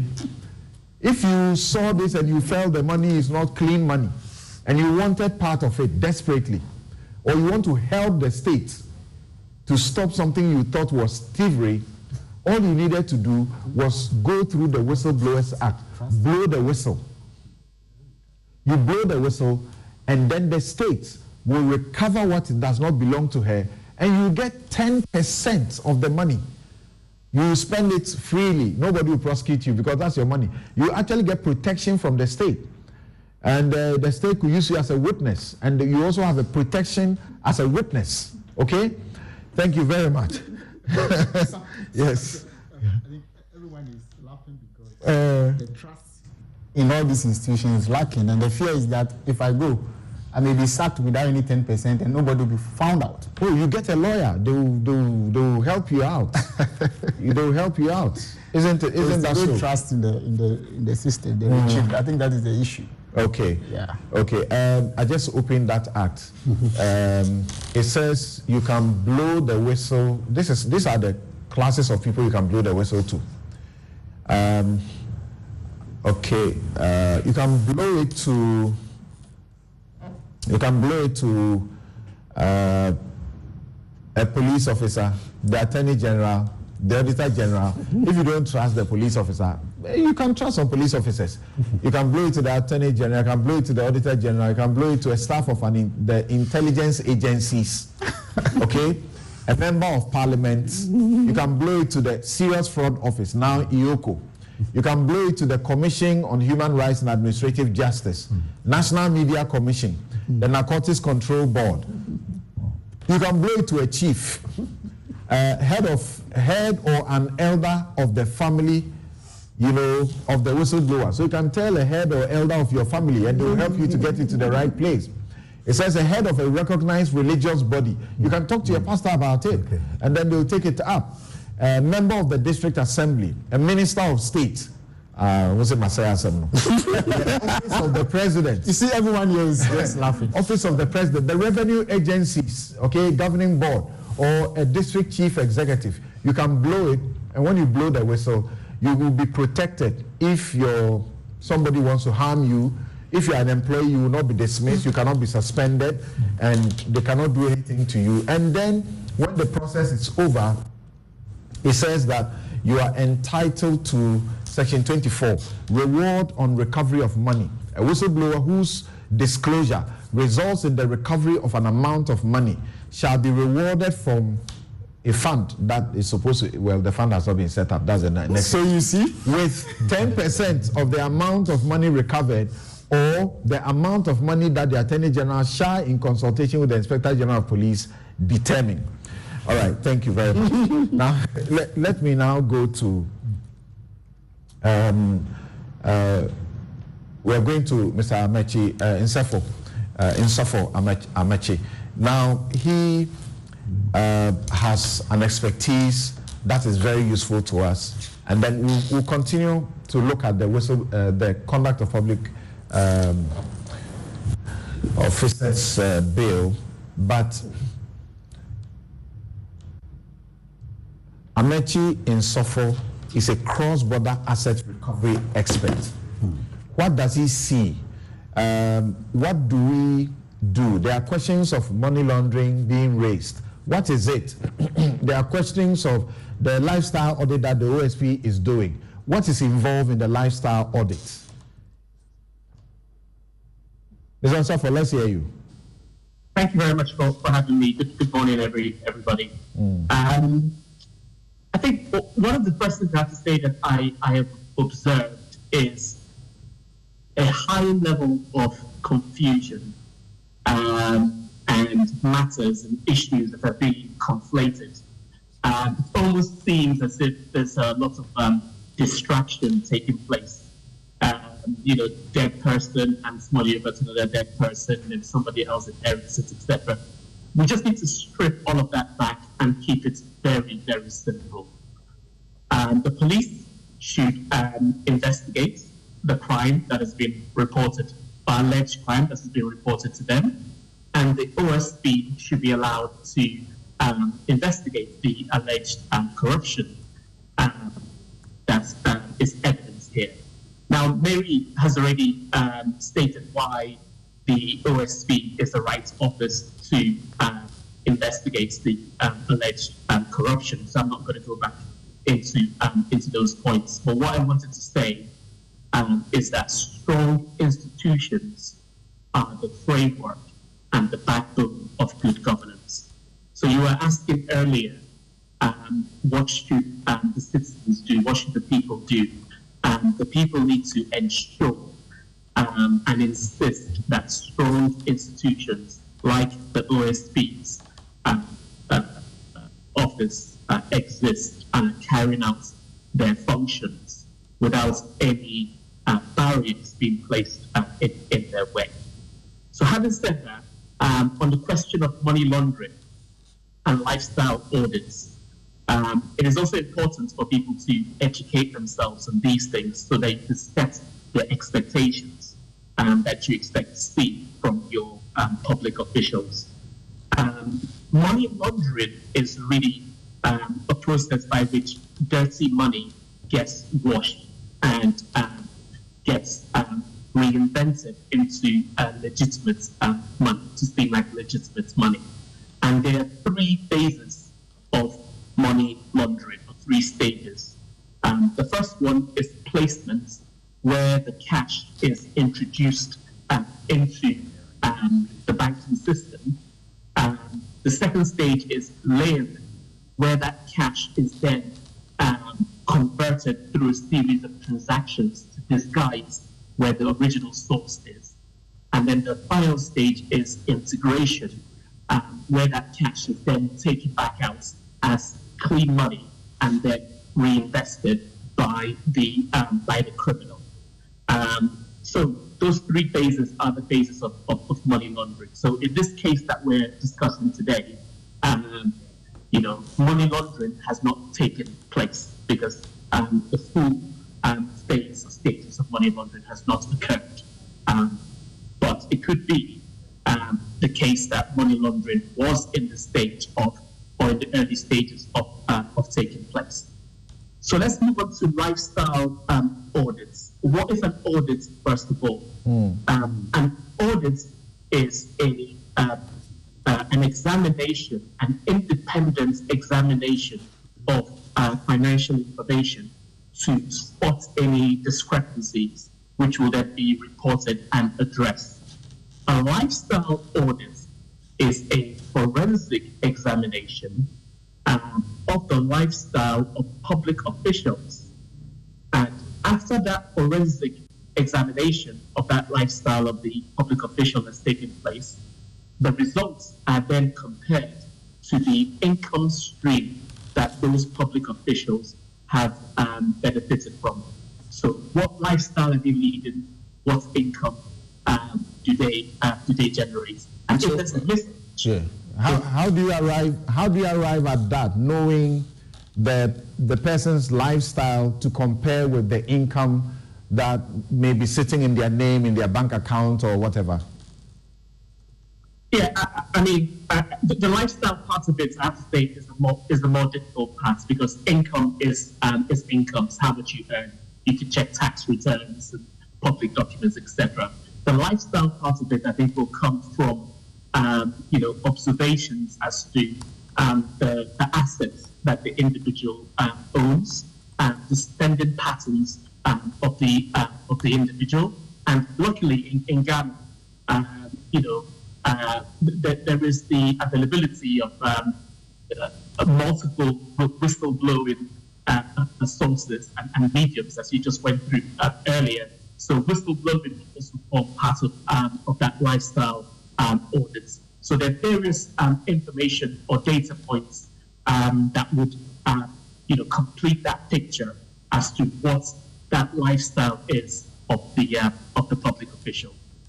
And so that the benefit. Yes. So that typically, how is that whistleblowing to happen? Is that what will lead to the audit, or rather when the audit is ongoing and then the auditor will ask members of the public to give information. Is that it? In public office, there are two options here, two paths. The first one is that there should be a standard routine lifestyle audit that takes place of all public officials from time to time. Obviously, resources will dictate that it cannot happen too often, but it needs to happen periodically. And then secondly, it also has to happen when there's evidence that people, public officials, are living beyond their needs, either by what you can see or what gets reported through whistleblowing. Interesting. Just hold on quickly for me. Let me go. 2013, I sat on this show and I hosted a similar discussion because somebody, had been taped, recorded secretly, and it went public, a minister.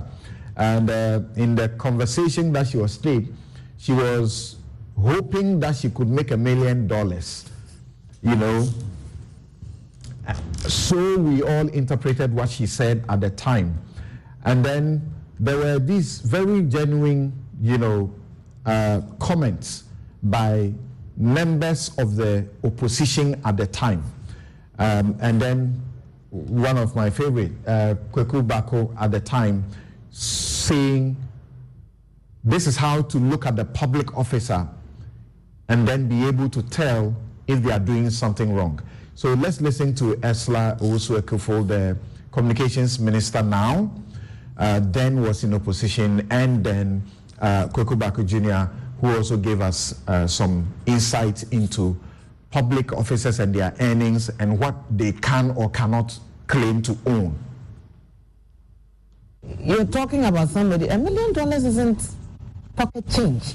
Let's not lose sight of the fact. Why would anybody even mention that $1 million? It means she has her sights set on something to cushion not just her personal life, but to secure her political future going forward, because that's the justification that she gave, being able to control others. So it is not something that we can really wish away or excuse.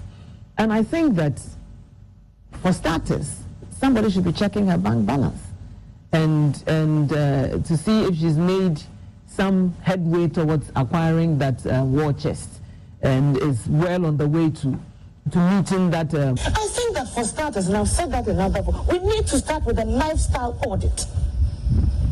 We need to start with a lifestyle audit of our people in positions of authority. You heard President Mills saying that if SEPS officials are able to build a house in 3 years, then it means they're corrupt. What about government officials whose only official source of income is their salary, acquiring property in 3-4 years? Isn't that worth investigating? But the thing that Professor Mills spoke about, and God bless his soul, we know them, we just play ostrich, don't we? That is why I'm saying that we shouldn't just pay lip service to it and say things that we want people to hear. But we should move beyond that and start with a lifestyle audit of our people in positions of authority. I don't know the perception out there that there are some people who use politics as a shortcut to growing or creating wealth for themselves. So when you make such statements, the tendency is for people to assume that you are thinking or about to commit some corrupt practice. You can't be in politics, look at your level of incomes, all the things put together, and make $1 million. Not even 10 years, you can't, based on our scale, unless you do something unconventional. So to be honest with you, it's inexcusable. Right, so I'm actually insofar. We had Ursula saying a minister's source of income is their salary. Perhaps you add allowances. And she's right. Our Constitution says in Article 78, Clause 3, that a minister of state shall not hold any other office of profit or emolument, whether private or public, and whether directly or indirectly. There's a caveat. Unless otherwise permitted by the Speaker of Parliament, acting on the recommendation of a committee of parliament on the ground that holding that office will not prejudice the work of a minister and that no conflict of interest arises or would arise as a result of the minister holding that public office. Our president, who, Professor Tamils, had gone to the port and was blunt about the fact that the officers there could not just get a job and within 4 years they were building mansions unless they were involved in some dubious means. Esla says if you are earning just your salary and things, you can't be doing these things within 4 years. Kweku Bako actually placed it in a certain, category. He said, depending on how much a minister earns and from what he knows, and he has a lot of experience under his belt, 10 years, you can't make $1 million as a minister of state. He says, unless you are using some extra, unlawful means. So my question is, how should the lifestyle audit be done? Should it happen only when somebody has blown the whistle? Or once we know that these are our public officers, we should have a system that does the lifestyle audit regularly? Yes. There are various checks and balances that need to be in place. It's not a silver bullet by any means of the imagination. A lifestyle audit cannot exist on its own and solve all the problems that we're dealing with here. What needs to happen is you need to have, first of all, an asset declaration regime, as Mary spoke about earlier. That needs to be enforced. Secondly, you need to have an effective whistleblowing regime. That also needs to be enforced. And then, on a periodic basis, public officials need to be subjected to a lifestyle audit.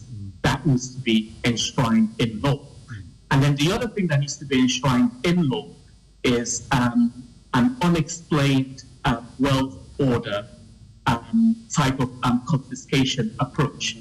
Now, in the United Kingdom, for example, anybody who owns property, I think the figure is in excess of $50,000, and cannot explain, when asked to do so, how they acquired or they could afford to acquire that property, will have that property seized from them following a court process. That process or that kind of law needs to be something that we look at in Ghana, if you're going to prevent people from living beyond their means and going through 4 years of public service and all of a sudden acquiring a lot of wealth. Come to a court of law and explain to the OSP how you managed to acquire $1 million or $2 million after 4 or 5 years when your income is less than $100,000 over those 4 or 5 years. You should be able to prove it. In the case of this minister, presently, by the Professor Ntiamwa report, she's supposed to be earning about $30,200 or so as her salary, but there could be some allowances and so on. So I don't know. As we understand, so what would the OSP do? The OSP will give her family pieces of paper to write, to indicate what properties they own and things, how much money they have in which bank and so on, and then try to now run a check to confirm whether you can own that money or not. Is that it? Yeah. I think the first stage is for the OSP to establish what the wealth is here. And frankly, the wealth could be far more than the $1 million, for example. There might be properties and other aspects of assets, which will obviously all combine to be in excess of $1 million. But secondly, the OSP needs to also find out what wealth associates, family members, connected parties, etc., to this individual or to a public official have accumulated over a period of time.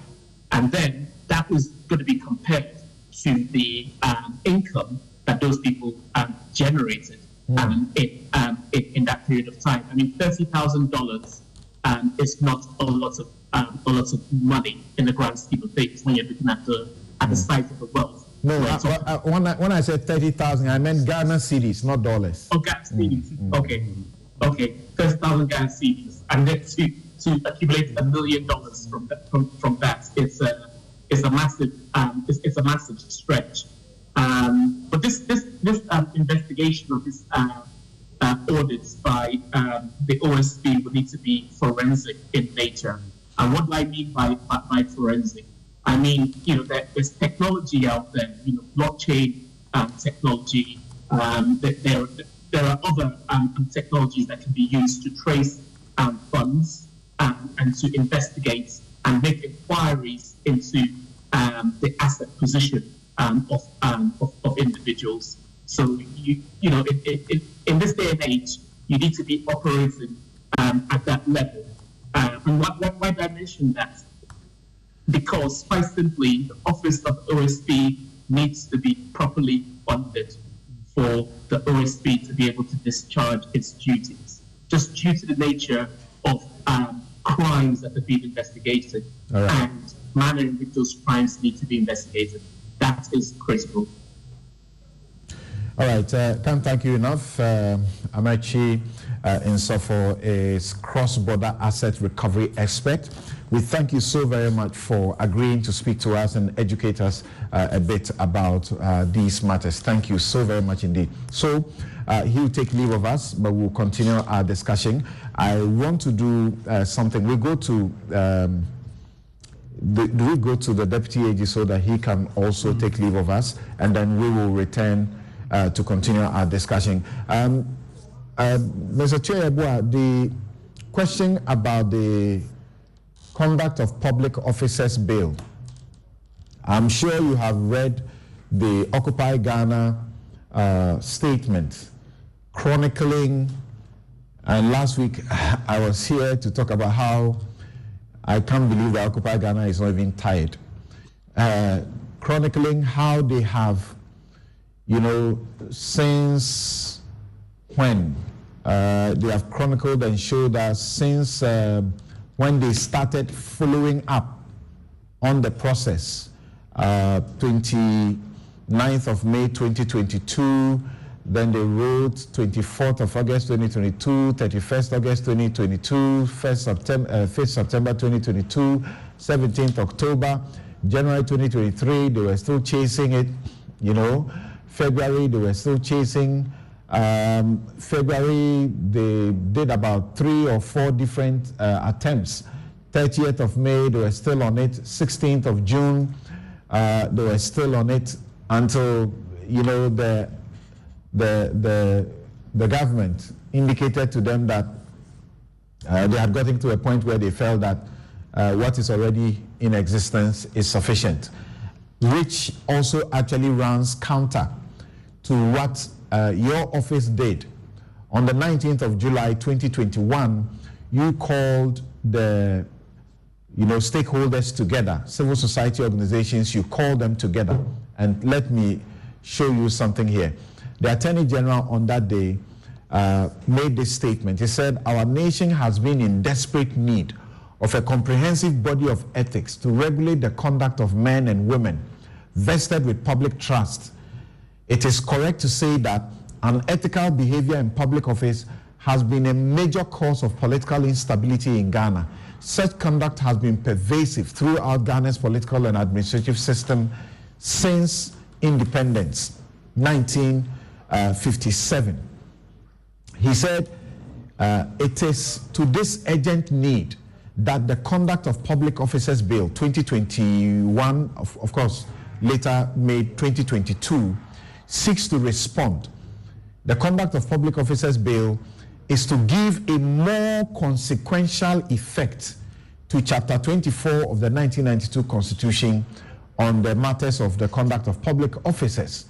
So he was very emphatic about it and how it will help. He ended up by saying that the bill seeks to address matters relating to including sexual harassment and provide a gamut of stringent administrative measures and sanctions to deal with violations of the law, ranging from a bar against holding public office to penal measures. Then later we heard that the government was not interested, even though the Attorney General, your office, submitted a memorandum to Cabinet for that purpose, I think in April of this year, right? So what's going on?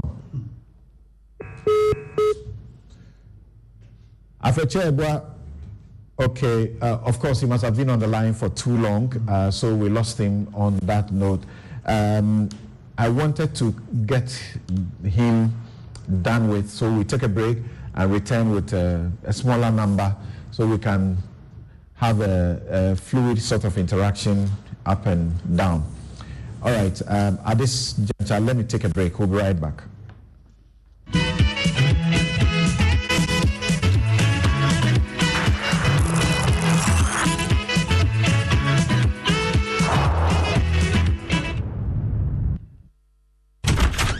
Close the window small. Your room be too bright, oh. Why, you be vampire where you know they like sunlight? Oh, my guy, my eyes. Behind the PC problem. In the sun problem. Common light bulb stuff. This no matter. I beg go Robert and Sons. Oh, yeah. Then my chick to him, I know correct. Where Robert and Sons sort them out sharp. Now, so stylish frames in the rock. We go Robert and Sons right in. No, I was sitting inside proper. For over 25 years, Robert & Sons continues to provide specialist eye care for both adults and children. Locate us at Adabraka, Adenta, Kumasi, Usudankwa, Tema, Weja, and East Legon. Call 050-151-9111. Robert & Sons, seeing is believing. My way insurance, sing it my way, My name is Nanama McBrown, and I want to encourage you to dial *165# on MTN to join the My Way family. My Way provides you and a selected family member a cover against death. As a policy holder, you will also have a cover against total permanent disability and hospitalization should you be hospitalized for more than 2 nights. Dial *165# and join the family. Sanya My Way. No way. My Way is a product of My Life and MTN Momo. Terms and conditions apply.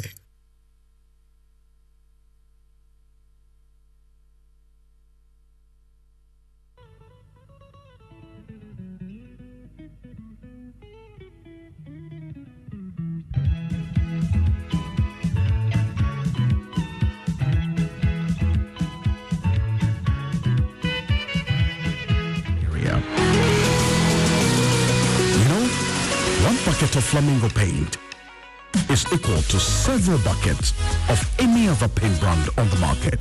Flamingo paint is made with superior formulation to give superior durability, superior hiding, superior coverage. Flamingo paint, simply superior.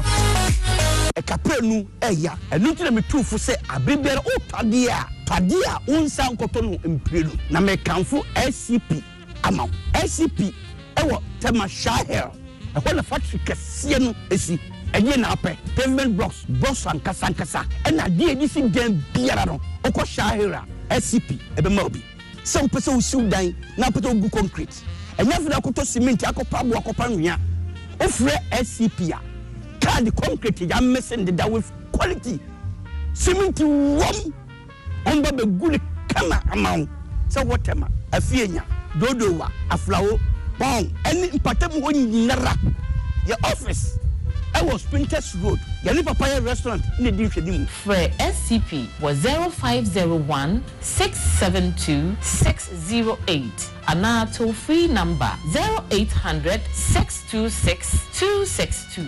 Number 1 from here, 2 and 3 from here, 5 and 6 from here. For now.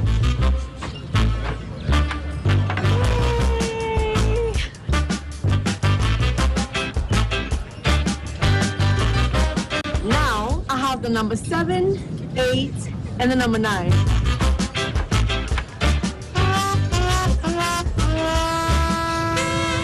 You need number 10. Please, I can't eat anymore. I mean, number 10, liver salt. The effective liver salt for the relief of stomach upset, heartburn, hyperacidity, and indigestion. Would you like to try number 11?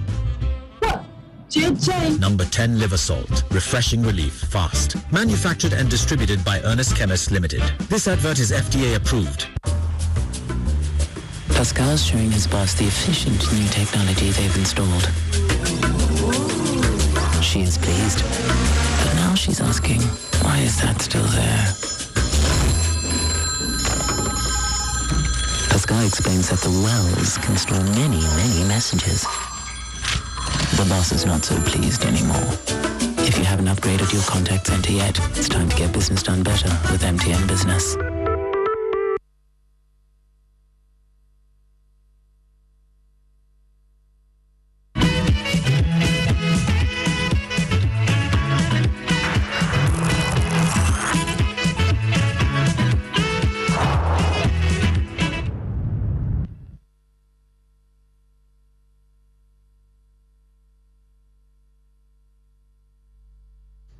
You're welcome back. This is Newsfile, the most authoritative news analysis platform, and here on Newsfile we put Ghana first. And some of your comments here, Usman Abbas says our corruption fight is a mirage and mere rhetoric. The politicos will never fight it. The presidency is steering freakish looting of public coffers at its behest, absent prosecution. Cecilia's inquiry would remain unresolved like other corruption cases in the country. As a citizen, you have a role. So if you let this pass, nothing will happen. Then you too, you blame yourself. That's why I did what I did. Now who caused him? Ni afote kwe. After all is said and done, all will be said, but nothing will be done. Guys, we can do better than this. Said them, Badasu.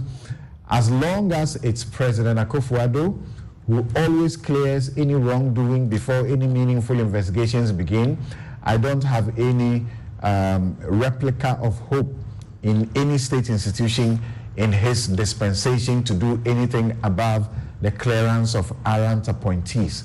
Oh, I thought so far there was so much faith in the OSP at least to be able to do something for us. K. Amofa says, really? Are all politicians in Ghana ready to avail themselves of lifestyle audits today?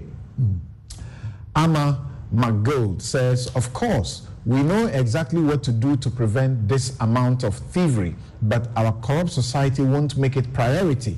The OSP is conveniently being deprived of resources. Okay, that's a major issue that the GII and the partners have been talking. Make sure OSP has what it needs. This one, Blue, you are Blue from Ghana.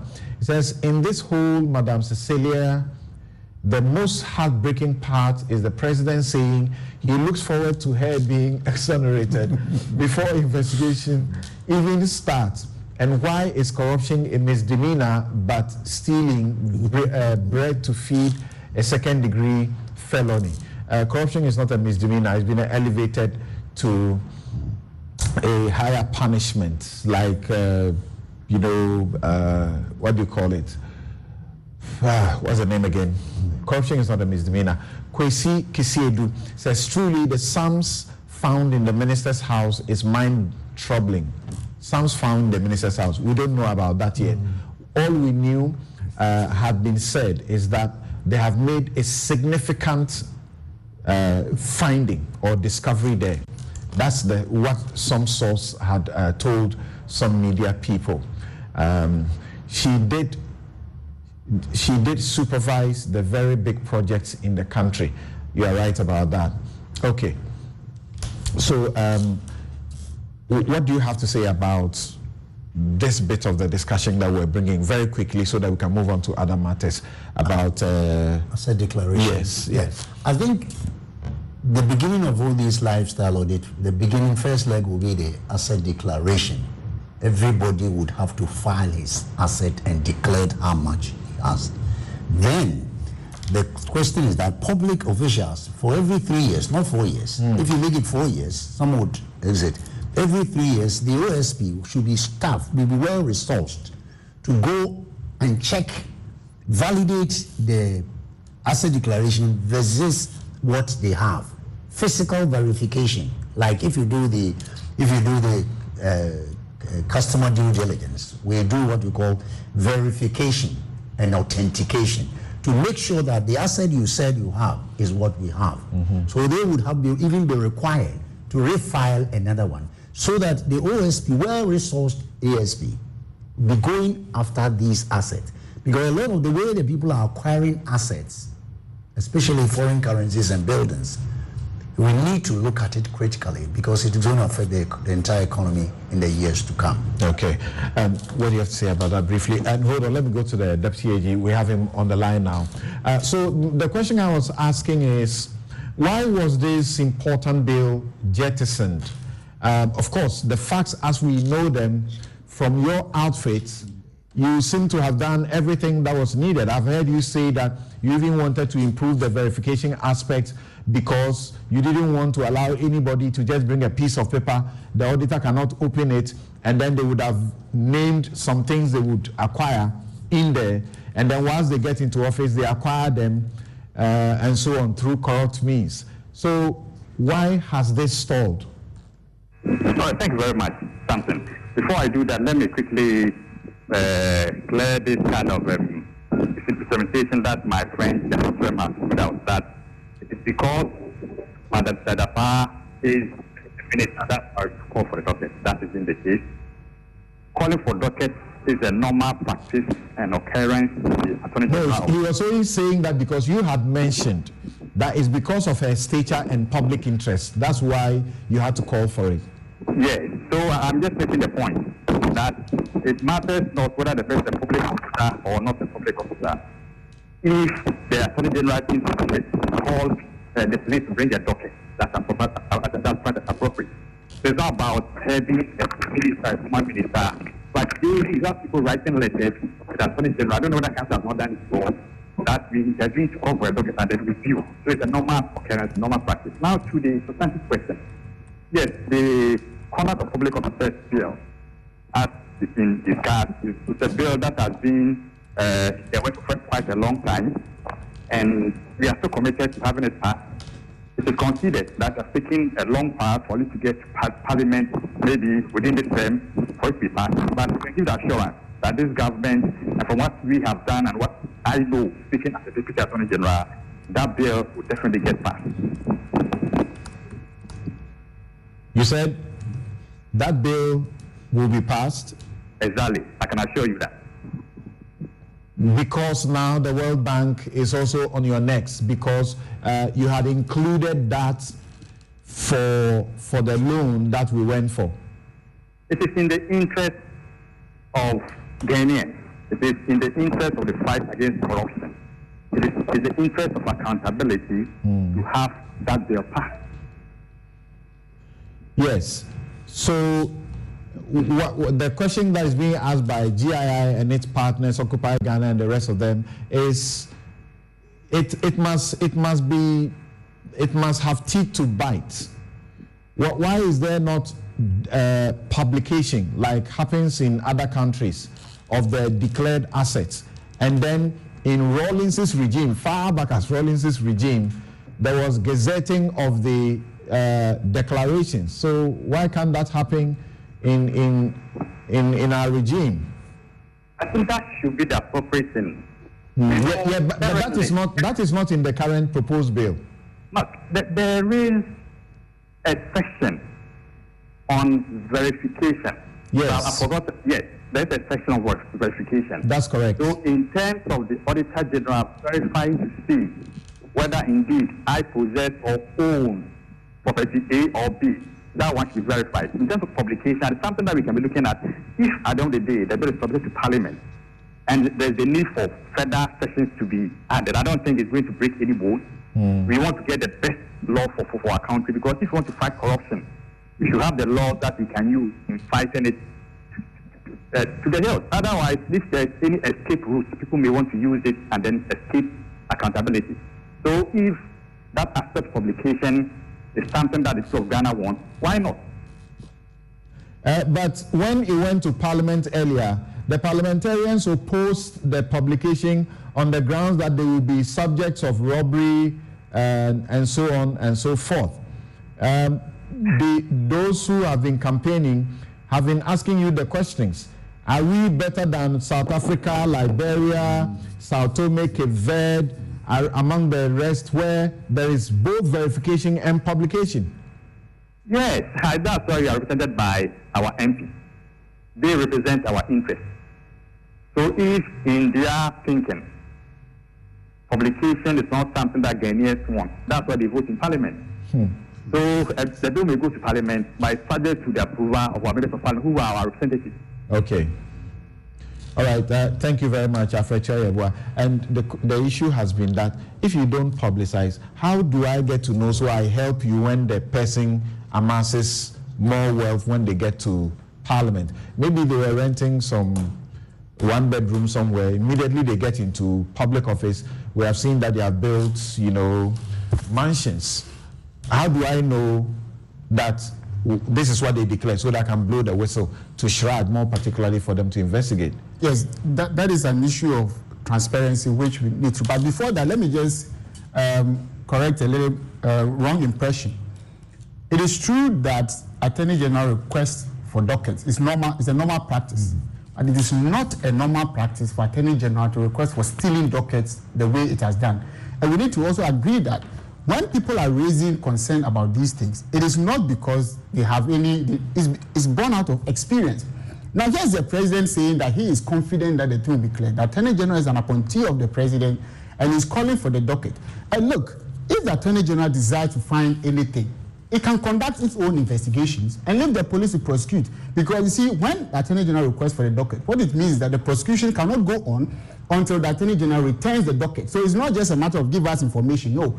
By requesting for the docket, the Attorney General is stalling the prosecution and the process, which everyone was shocked to have come in. Now, to the transparency issue that you raised, it doesn't make a lot of we are not making a lot of progress if we ask people to declare assets and not publish it, because it's the publication that brings into light, which brings the transparency and allows people to bring their whatever they know. So, for example, if I didn't have 10 houses and I declare 10 houses with the intention of acquiring 10 houses in 3 years, if it is published, there will be someone in the public who will say, look, this house, I know the owner, and it's not this person.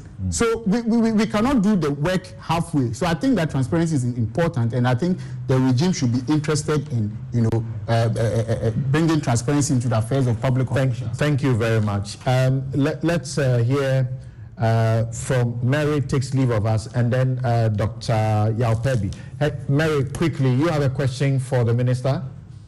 Yes, I do, something. I just wanted, from the way the minister has spoken eloquently and with confidence, I wanted him to give us some clear timelines based on which we should be expecting when this bill is moving from cabinet to parliament.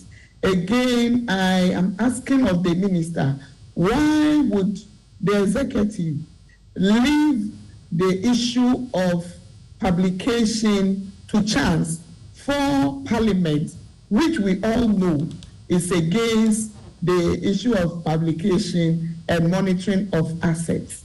Let me quickly add that in the issue of Cecilia Dapaah, I just recounted that from the fourth estate's inquiry into ministers who had declared their assets and those who had not, the Madam Cecilia Dapaah was not one of those captured as not declaring her assets. Right. And so the investigation, it's a good call that they should be looking at her assets, and we believe we will be getting a lot from there. If she has indeed declared her assets, then we do not have a challenge whatsoever on ensuring that those huge sums of money were indeed. Thank you so very much for joining us. And let's go to Dr. Yaupebi. And this is all the new proposed bill is supposed to do for publicity. It says the Auditor General shall publish periodically in the Gazette a daily newspaper of nationwide circulation, and in the website of the Auditor General's office, a list of public officers who hold an office specified in the first schedule, that is those who are supposed to declare, and who have declared their assets or have defaulted in the declaration of their assets. The publication shall be made each year on or before the 30th day of September. So they will just give you a list and tell you that Cecilia Dapaah has declared. That's all. They won't tell you what is in it. Yes, Dr. Pebi. Hello, Dr. Pebi. Thank you for your patience. Yes. Obviously, that is not going to solve the issue. It's a good initial step, but I align myself with those who are saying there's got to be a publishing aspect of it. And I think it doesn't make sense unless you understand that public office is public service. Why on earth would you want to come and serve me? And I want to know what you have on you as you want to come and serve me, and you say, well, I'll tell you, but you can't see it. It's in a sealed envelope. Our whole idea of public service is just off. Which is why you played that video of 10 years ago with, a minister say, I'm here to acquire $1 million. So if we get the spirit of it, that this is to, ensure that there's not a wrongful accumulation of wealth, this is to ensure that the public purse is protected and all of that, no one in their right senses will say, don't publish it. If you don't want us to know your matter, then don't get into our matter. Don't come and say you want to serve as a public officer. You can keep in your private lane. You can make an impact in Ghana, not necessarily be in the public service. You can be a great architect. You can have your chambers as a lawyer. You can make your money or whatever. Nobody's coming to bother you about this. But if you say you want to serve us, we want to know who's coming and how clean your hands are, what they have when they came and what they left. I think it should be straightforward if we understand the import of this. Let me conclude by saying that this is issue. I hope we'll learn from it, because we seem to be a people who don't learn. Right? This issue will boil for the next 2-3 weeks and then will just die down. But if we really learned from it, if it became a catalyst, for example, for the bill to be passed, as the deputy minister is saying, then kudos to us. The kind of disparity in wealth we are seeing in the sub-region and in this country in particular is horrific. People can barely put body and soul together. And the public officers who are supposed to be serving them are keeping, don't forget, $1 million was stolen. It's not $1 million you had. That itself is huge enough, but that's what was stolen. Who knows what is left? All right? They say that in West Africa, the wealth inequality index is such that Guinea-Bissau leads with 50.7, Benin is next, 47.8, Ghana is third. The inequality of wealth. The wealthy are so wealthy, the poor are so poor. The optics is not good, even if she was exonerated. Leadership should do better than this. Right. Stay with us. We go to Adisa Adel to check how we are going to stop bullying. We'll be right back.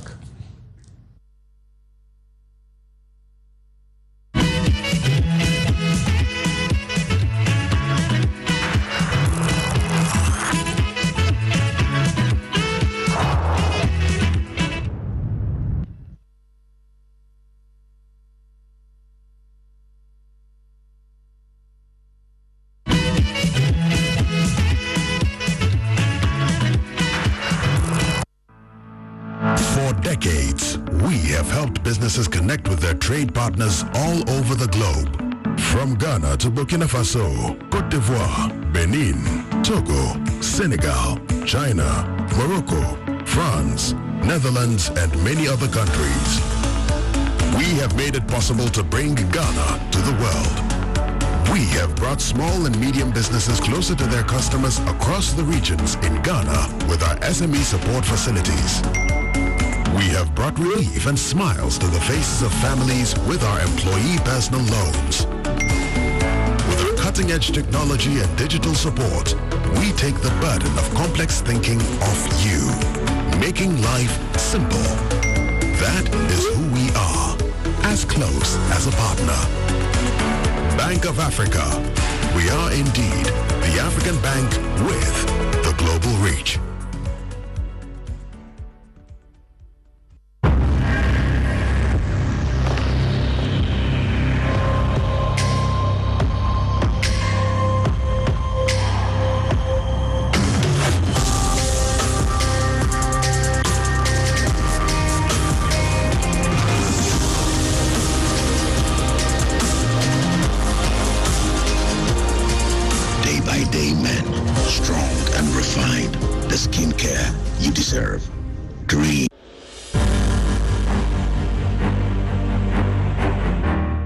My name is Tina. I am a person living with HIV. I got to know my HIV status after I gave birth and lost the child because of HIV. In those days, prevention of mother-to-child transmission services had low patronage due to fear and stigmatization. Today, many HIV-positive women have delivered negative children. I follow the guidelines and take my HIV medicine called ARVs every day, as prescribed by my doctor. This makes me strong and healthy and also prevent me from passing HIV onto any future child. Please, avail yourself for PMTCT services when pregnant. It is the only way to ensure you do not pass the HIV onto your baby during birth or pregnancy. If you have tested for HIV recently and it was negative, test again when pregnant. If you have tested positive, go to the hospital after birth as directed by your healthcare provider. Your baby will be given medicine immediately and tested to ensure baby and mother are well. Let us work together to have an HIV-free generation. Our children must be free to shine.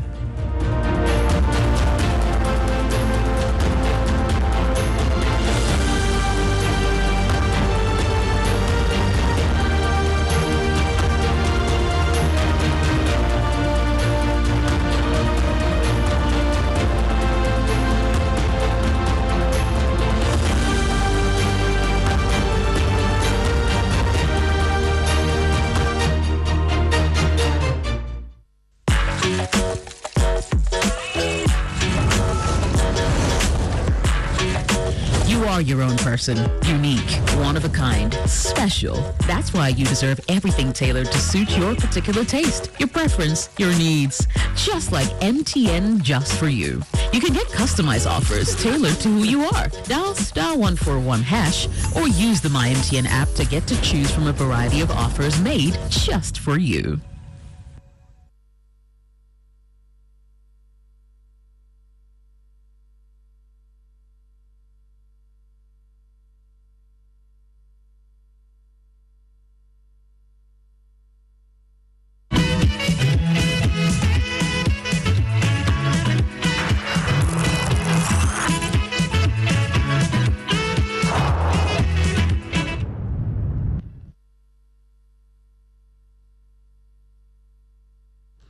Welcome back. This is News File. It's your most authoritative news analysis platform. And here on News File, we put Ghana first. And my guests who are in the studio and still on the line joining for the next discussion that we're doing. Dr. Justice Stremsai is Senior Lecturer, Faculty of Law, GIMPA, and Managing Partner, Praetorium Solicitors. Dr. Yao Pebi is Medical Doctor, Global CEO, the HUD Group and Steering Committee member, the Ghana Compact. Also, we have Dr. Richmond Etiahene, Corporate Governance and Banking Consultant, Salman Partners and Financial Consultant. Thank you very much for your patience and staying with us. On this note, I think I'd like to go to Dr. Yao Pebi to start with. So, unfortunately, we will not be able to show you the video from Adisa Dale I don't know how some manage it. I can't look at it. No, not for a minute. I can't. And this show is brought to you by Bank of Africa, strong as a group and close as a partner. MTN everywhere you go. Ashesi University, educating ethical and entrepreneurial leaders for Africa. Robert and Sons Subscribe Services, your comprehensive eye care service provider. For 31 years, Jura Plus, how you get your water matters. Remember, where Jura Plus goes, water flows. DBS Industries, roofing, Papa Fie, My Way. Dial 165 hash on MTN to join My Way today. Good insurance. Cherry Tree Properties. We develop spaces as though we were going to occupy them ourselves. Syntax tanks. It's strong and it's tough. Flamingo paints. Simply superior. Right. So, Dr. Pebby, from what you have seen and come to know about the development in Adisadel, which we know is not peculiar to Adisadel, but that this one has come public, what should we be doing as a nation? That's a good question, Samson. First of all, I would like to say that I don't know if my dad is listening, but he's an Adisco old boy. He's a Santa Clausian, so I'm be careful what I say. He'll agree with you. Everything you say, he'll agree with you. But I would like to submit that this is a complex issue. I don't think it's as simple as, oh yeah, he's a bad boy, beat him up, send him to correctional center, etc. Let me say that I think there are three angles I like to look at the complexity of this from. Number one is, what about this makes it an isolated case, right? Just an isolated case of one bad boy, beating another. We don't even know what provoked it, so we can't even see how innocent the other one is either. But what about this is an isolated case? Number two, what about this is systemic, which you alluded to. When I say systemic, which is an Adisco-wide problem, or a boys' school problem, or a secondary school issue, or a general educational system issue in Ghana. And then thirdly, what about this case is a microcosm of the larger Ghanaian society, right? Because, for example, we've seen issues of bullying by the state. We've seen brawn over brain in things like the land guardism, right? And around the same time this thing happened, we saw footage. Another video went viral, police brutality, if you remember. The video from Dadiase in the Seche-Kubewu district of Ashanti region. In fact, the chokehold of the boy, is very similar to the belt this guy the police used to, tie the neck. So your friends in the studio, when we went on the break, they were referring to that video. There you go. So that's why I'm saying that we need to look at this particular case, but also what is it reflecting, on us as a Ghanaian people. Then when it comes to the case itself, if we are talking about how to tackle it, again, it's interesting that some of the issues we have in Africa have been described recently as wicked problems. In other words, they have multiple tentacles, and so we need to have systemic thinking in solving them. Otherwise, you solve one part of it and another part, shows up. So I'll say that number one, it has to be handled in terms of training issues.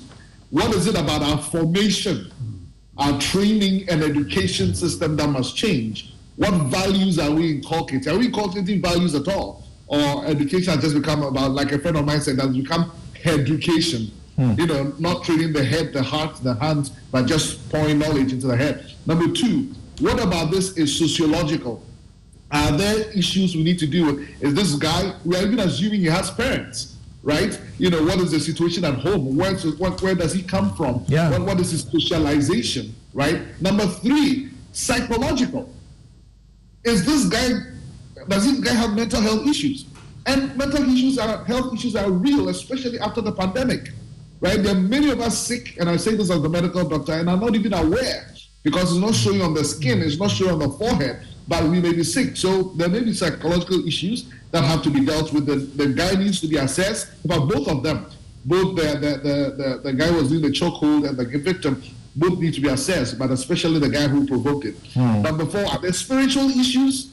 And then number 5, legally, how do we handle this? Because you are the lawyer, you know too well. This can be handled, as a civil case. So legally, after the Ministry of Education's intervention, we know that the victim who was suspended has been brought back, and we're told that he has been given some psychological attention. He's been attended to, and getting ready to sit his exam. They are classmates, and the perpetrator actually was processed by the police.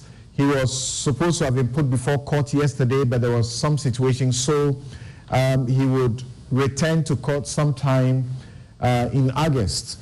But he's been granted bail and given to the custody of the headmaster. I see.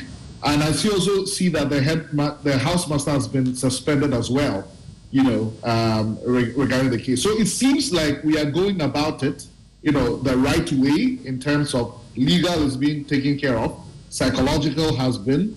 Let's get into the sociological aspect. Let there be social workers to look into that context as well. But then let's look at the broader issue of bullying in our secondary schools. I think that it should attract serious consequences. And maybe this will be, unfortunately, a scapegoat issue that will help to stop many others that are happening. The only reason why this has come to the fore is that somebody recorded it. That's right. But so many more. What do you say? What do you say about the fact that somebody was recording, there were others in the background, and they couldn't seem to do anything about what was happening? As we understand, he seized the SIM card of the victim, and when he demanded it, he then, began the assault, almost killing him. Like I said, I can't watch that video. I don't want to put anybody through that video, particularly if you're a parent. Yeah, I mean, I have a son about that age, and I imagine putting myself in I mean, I wouldn't bear watching it if that were my son. But your point is well noted, that who was taking the video? Why would they rather take a video than intervene? And number 2, all those around seem to be rather cheering or jeering, but whatever it is, they did not intervene. And for me, that is an issue. That means this is quite normal, and that is worrying. I think as GES, we need to get into this and make sure that this kind of thing is expunged from this is a secondary school. Children are there to be formed, to be useful members of society. This is not a boxing arena or a wrestling ring. And I think that needs to be very clear. And let the consequences of this show that we are serious about not countenancing bullying in any form. And let's show that example as leaders in the society too. Mary is still with us. Mary, what can you say briefly about this? The intervention of the GES, the Ministry of Education, all commendable so far, and the fact that there's opportunity, they are supposed to sit their exams. There's opportunity for them to sit their exams nonetheless, whilst the punitive disciplinary processes are gone into, right? Okay, I understand we don't have Mary. Yes, Dr. Richmond Tiohene. Yeah. I think I agree with the first speaker. I mean, we have a problem with this family issue. When we were children, we call what we call child formation and nurturing. I think the first thing we should do is to look at the backgrounds of these children, because if you have a family that is not together with discipline, you go to school and you tend to do that. And again, they go to school and also have peer groups, and it's very dangerous. The way these kids form, I remember one time when my daughter had to do a pharmacy, he peer group with certain body and said they would do biochemistry when he has got a chance to do it. So I talk and the girl didn't listen to me. So he was so much influenced by the peer group. And I think the peer group influence is very, very, very high. which we need to study it, we need to research into it, we need to look at it. And again, the education system that we have, I think we all say is laudable.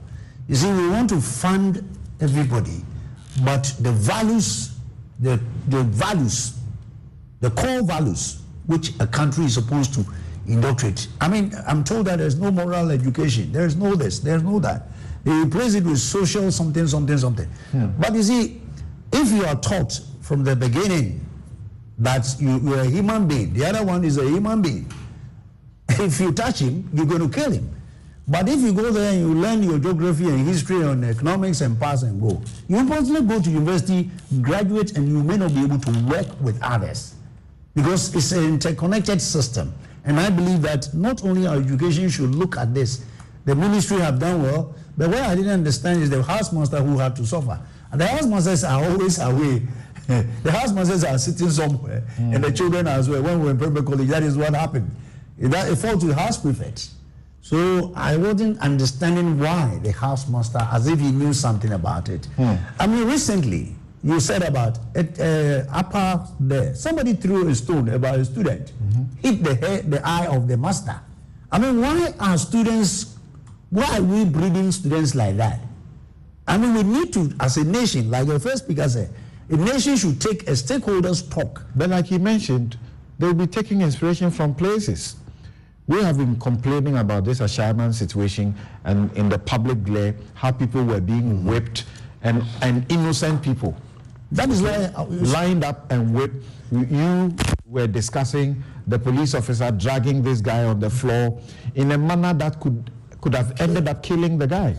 So I think it's a societal issue that we have now. It's a broader than this, what is reflecting in the school. I think it's bigger. And the society or the country should sit down and find a meaningful way. Because if you drag the guy down and he dies, what are you going to say? I mean, he's a human being. He's not, sorry to say, he's not a dog. And you kill him and that's it. And it goes on and on and on. We are setting commission. But on that particular issue, the guy was resisting arrest. So if he's resisting arrest, the police is supposed to use force, minimum force. So why do we say children will take inspiration from that kind of thing? Yes, so we often underestimate the effect of inequality in society. See, there is a very close correlation between violence and poverty. So it is not a surprise that there's more violence in poor neighborhoods than richer neighborhoods. Now, out of inequality results breakdown in law. And out of breakdown in law, you see impunity. Then, impunity is the result of the things we see. We have seen so many instances where even state law enforcement has used pure violence, unjustifiable violence against citizens. And no one has been punished. We have seen situations where communities have rape violence to public officials, and no one has punished. Look, talk about Ejua. Ejua happened. We saw military men aiming at civilians. We saw Ashaiman, where soldiers are beating people. We saw Major Mahama. All these things were playing live on our screens, and these kids have been watching this. And not even one of these instances have we seen any form of justice, any form of punishment, any form of repercussion for anyone's behavior. If any at all, it delays so many years. Delays, and there's even, when it delays that way, it gives people the impression that you can actually do it and the law cannot be. So we're doing daily trial for Major Mahama's case. Day by day. So the point is that until this is not an isolated case. I don't believe this is an isolated case.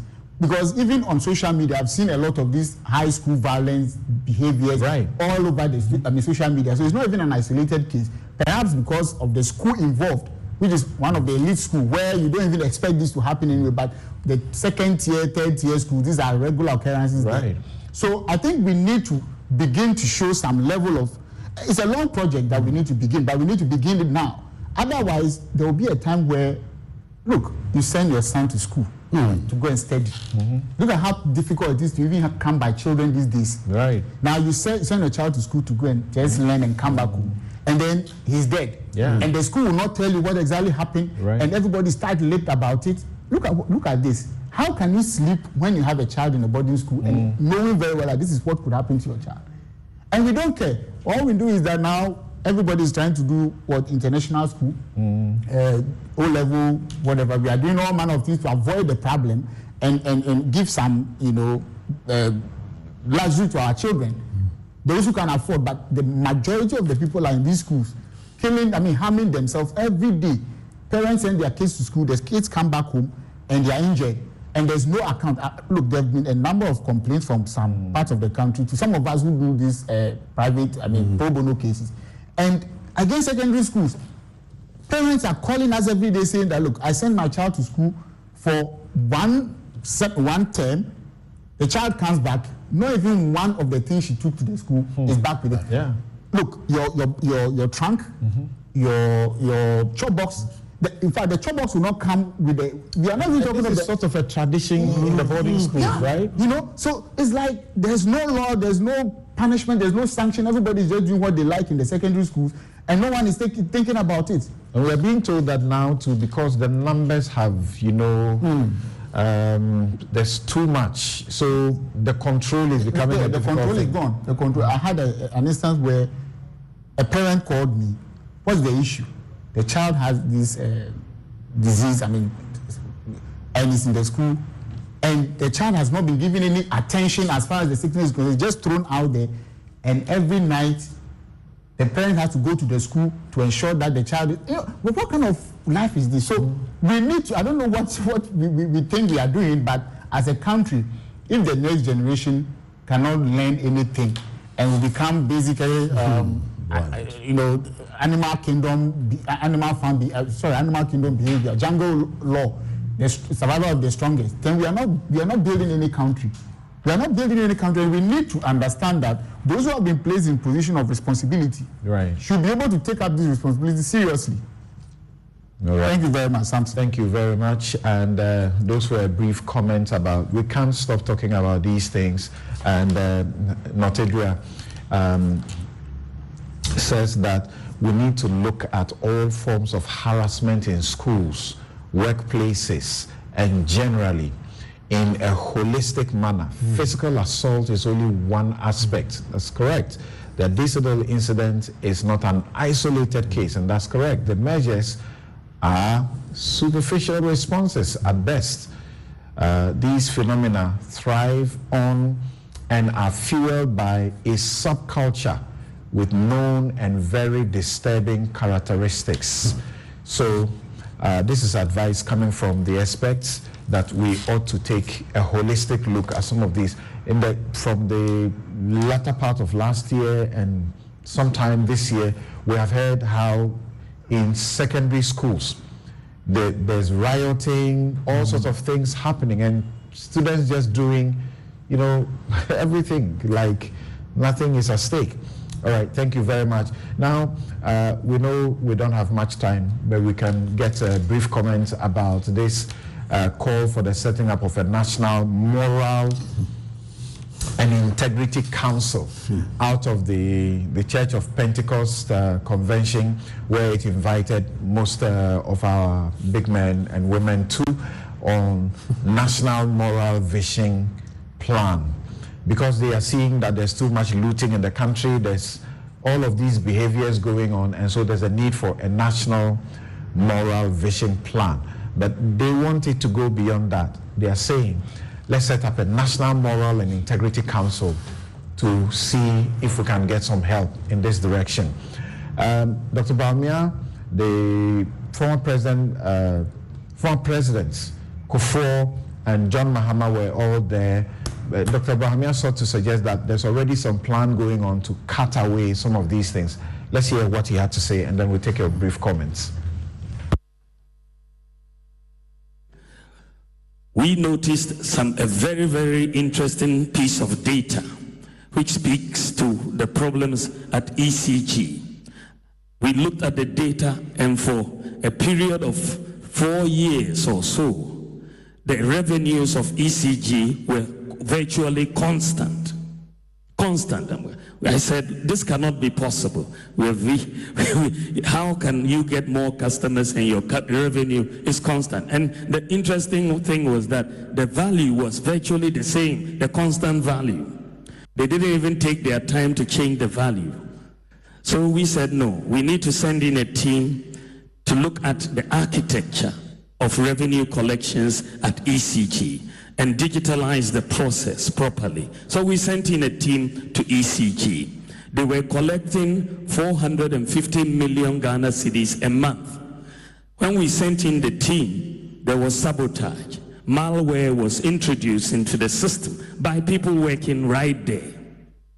We worked through that with the help of national security, and we then brought in a whole new architecture for ECG. Thanks to the Minister for Energy, Matthew Opoku Prempeh. We brought in a whole new architecture for ECG. And after this completion of this work from the digitalization process, 450 million a month has now increased to 1.2 billion every month. Just think about it. We are all here to consider how we deliberate on the development of our nation using moral vision. And as I've said, you don't talk morality without talking humanity. So Pentecostal Church has done well in organizing this huge meeting, and I'm sure the meeting is also being relayed across the nation. I wish you success. So over the next 2 or 3 days of the forum, you come up with ways and means to enable the people generally to contribute to find the way forward towards developing our nation. What happened to our value of being each other's keeper, each his brother's keeper, where communal assistance to each other on our farms and in other tasks that we had to undertake were easily available? What happened to our abhorrence of greed and theft? Why do we celebrate persons who today are wealthy with dubious sources of income, and yet society is not concerned about what the source of income is, and it's only about the person's wealth? Ladies and gentlemen, ethics have a direct impact on national development. And as a student of history, I can say unequivocally that in history, all civilizations that have fallen have done so after they lost their moral and ethical compass. It is our prayer that Ghana continues to maintain its moral compass in order that we can continue to ensure national development, prosperity, and dignity for our people.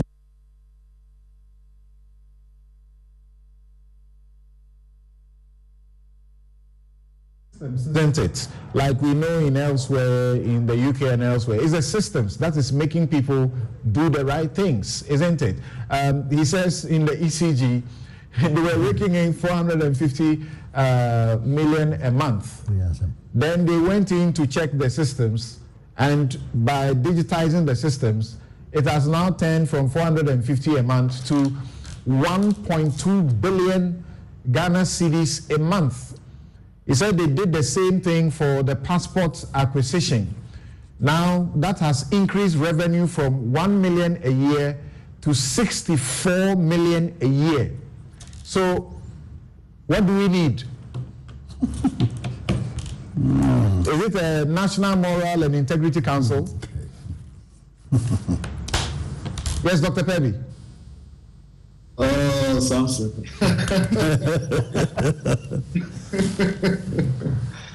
Well, first of all, congratulations to the Church of Pentecost for pulling this together. I think they've done something that even as a country itself we haven't done, to bring opposition parties together, past presidents, and all the arms of government, parliament, judiciary, executive, and all of that. So kudos to them. And I am glad that as a church, they are realizing more and more that ours is not just to save souls, but the gospel is such that not only are people saved, but their circumstances are transformed as well. And what do we need? I heard the proposal, for for this National Moral Integrity Council. Unfortunately, we are taking only a minute of your comments. We ran out of time. That's fine. I must say that I'm still chewing over it, because my first reaction is, oh boy, another council. I think that I don't know, maybe temporarily, but I think that the church in particular, knowing that their job is to transform lives, should focus on that, because the gospel does change lives. When somebody at the IRS or what we call GRA, who was stealing in the Bible, you call Zacchaeus, when he encountered Jesus, his life was changed. He decided that he would pay back anybody he had cheated, 4 times, and then will give half of his wealth to the poor. If the ministers who are stashing money, if the people at IRA, GRA who are taking money out of the ports, if we all encountered the gospel that the Church of Pentecost is supposed to be proclaiming in its purity and its power, I believe that people will be transformed. And it's transformed people that transform a society. I like what the Vice President said. We could put systems in place, and surely we should. But don't forget, it's human beings who create systems. All right. And it's human beings who change systems. Thank you. So my thing is that deeply transformed people can deeply transform society. And Thank you. Maybe a council will help. Thank you very much. So, Dr. Shremsai, so this is it.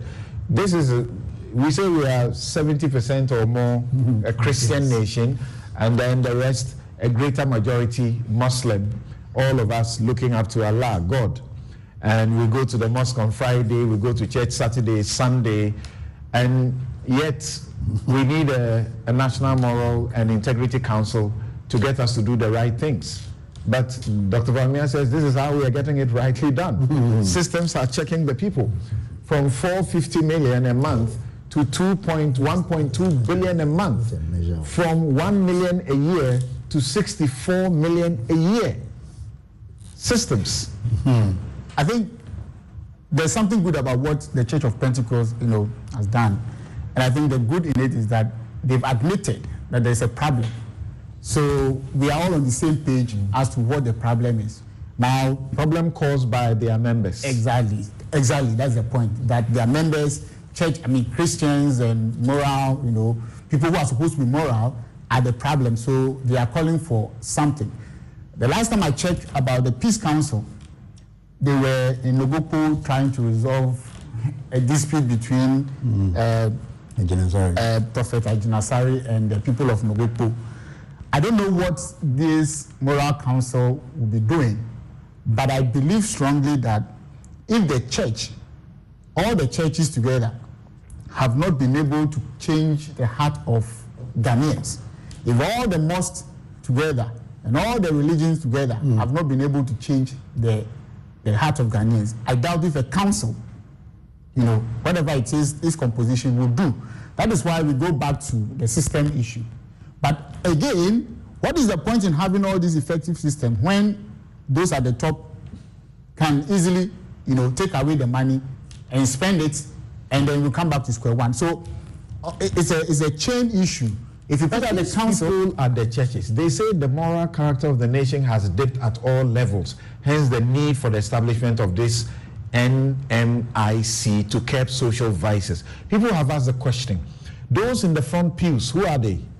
They are the very people that are holding those society, away from what is good. And so, if the churches should, is it an admission that they have failed? And if they have failed, are they moving away so that we set up a council and give them the responsibility of the church? The church should be able to explain this, because I don't see what the council will do, which the church cannot do, unless it's another channel for spending the taxpayers' money and not national resources to solve problems that the churches are supposed to do. That's too much meat spoil the broth. No. I agree with Doctor. What's that council for? I mean, the 70%. So that they will 70% are your members. consistently ensure there is a consciousness. Where elsewhere there is a minister of happiness. You know, consistently. We've said various councils. What does it do to us? It doesn't add value to anything. Even talking about achieving financial targets, it's not part of moral values. You see, it depends on how you go about it. We're talking about moral values. So for me, the council is another time which I don't want to talk about. The church will focus on the flock and teach them the values and tell them to apply the values. Because all these things are happening that on Sunday we all go to church. On Friday we all go to Muslims. How do people steal money? How do people drive people on the floor? How did that young man choke that guy? Maybe we should host the brains behind this, like Dr. Stromsai said. Yeah. What is it that the church is doing that the moral whatever authority will now come and do? Is the church not doing enough? Well, they should do far more than what they're saying. The values are going down, as is admitted. If you go to any church, you see, people are now looking at money, not the soul. So the soul needs to be transformed. Unfortunately, now it's wealth. It's not about winning souls, it's about wealth. And when wealth take over, then the morality goes. And this is exactly, so I would urge the churches that they should go back to what the Bible says and teach people the values. The values are in the Bible. They have been teaching. No. Teaching for how many years? The thing is that they will invite me. People don't. I steal money. They invite me to be the chairman of the finance the harvest committee, and I'll give you money. And when I give you money, nobody check the source of my money. I mean, that is where the issue comes in. See, there was a time when Jesus went to the synagogue and whipped everybody. Why? Because he realized that what they were saying was completely different from what they were doing. Exactly. So then he has to whip them to remind them that don't just be telling the people what to do, but do what you are saying. So if you keep rewarding people who you know, or you have reasonable cause to believe they have committed crimes, you give them front pews, you give them position in the church, and you come back and say, let's all do the right thing, the people know that then you are not being honest with them, and they will disregard whatever you are saying and find a way of surviving. Interesting. My guest on Newsfile that you have been hearing have been Justice Stromsai, Senior Lecturer, Faculty of Law, GIMPA, Managing Partner, Petroleum Solicitors. Dr. Richard Echiahene is Corporate Governance and Banking Consultant, Solman Partners and Financial Consults Limited. We have spoken and hosted Amechi Insofo, cross-border asset recovery expert. Also Mary Ada, acting executive director, Ghana Integrity Initiative. She believes that this, vision, moral vision is important, and we need to find a way around it. I don't know if she supports the council that they are suggesting, though. We also had Dr. Yao Pebi, medical director, global CEO, HUD Group and steering committee member, the Ghana Compact. We had Alfred Tuya-Yeboah, Deputy Attorney General and Minister of Justice. Join me tomorrow afternoon at 2 p.m. on the law. And we'll be dealing with data protection and your obligations and the sanctions that apply. And we'll be hosting Patricia Edusa Epoko, who is Executive Director of the Data Protection Commission. Gentlemen and lady, thank you so very much for making time to join us this afternoon. Have a good afternoon. Thank you so much.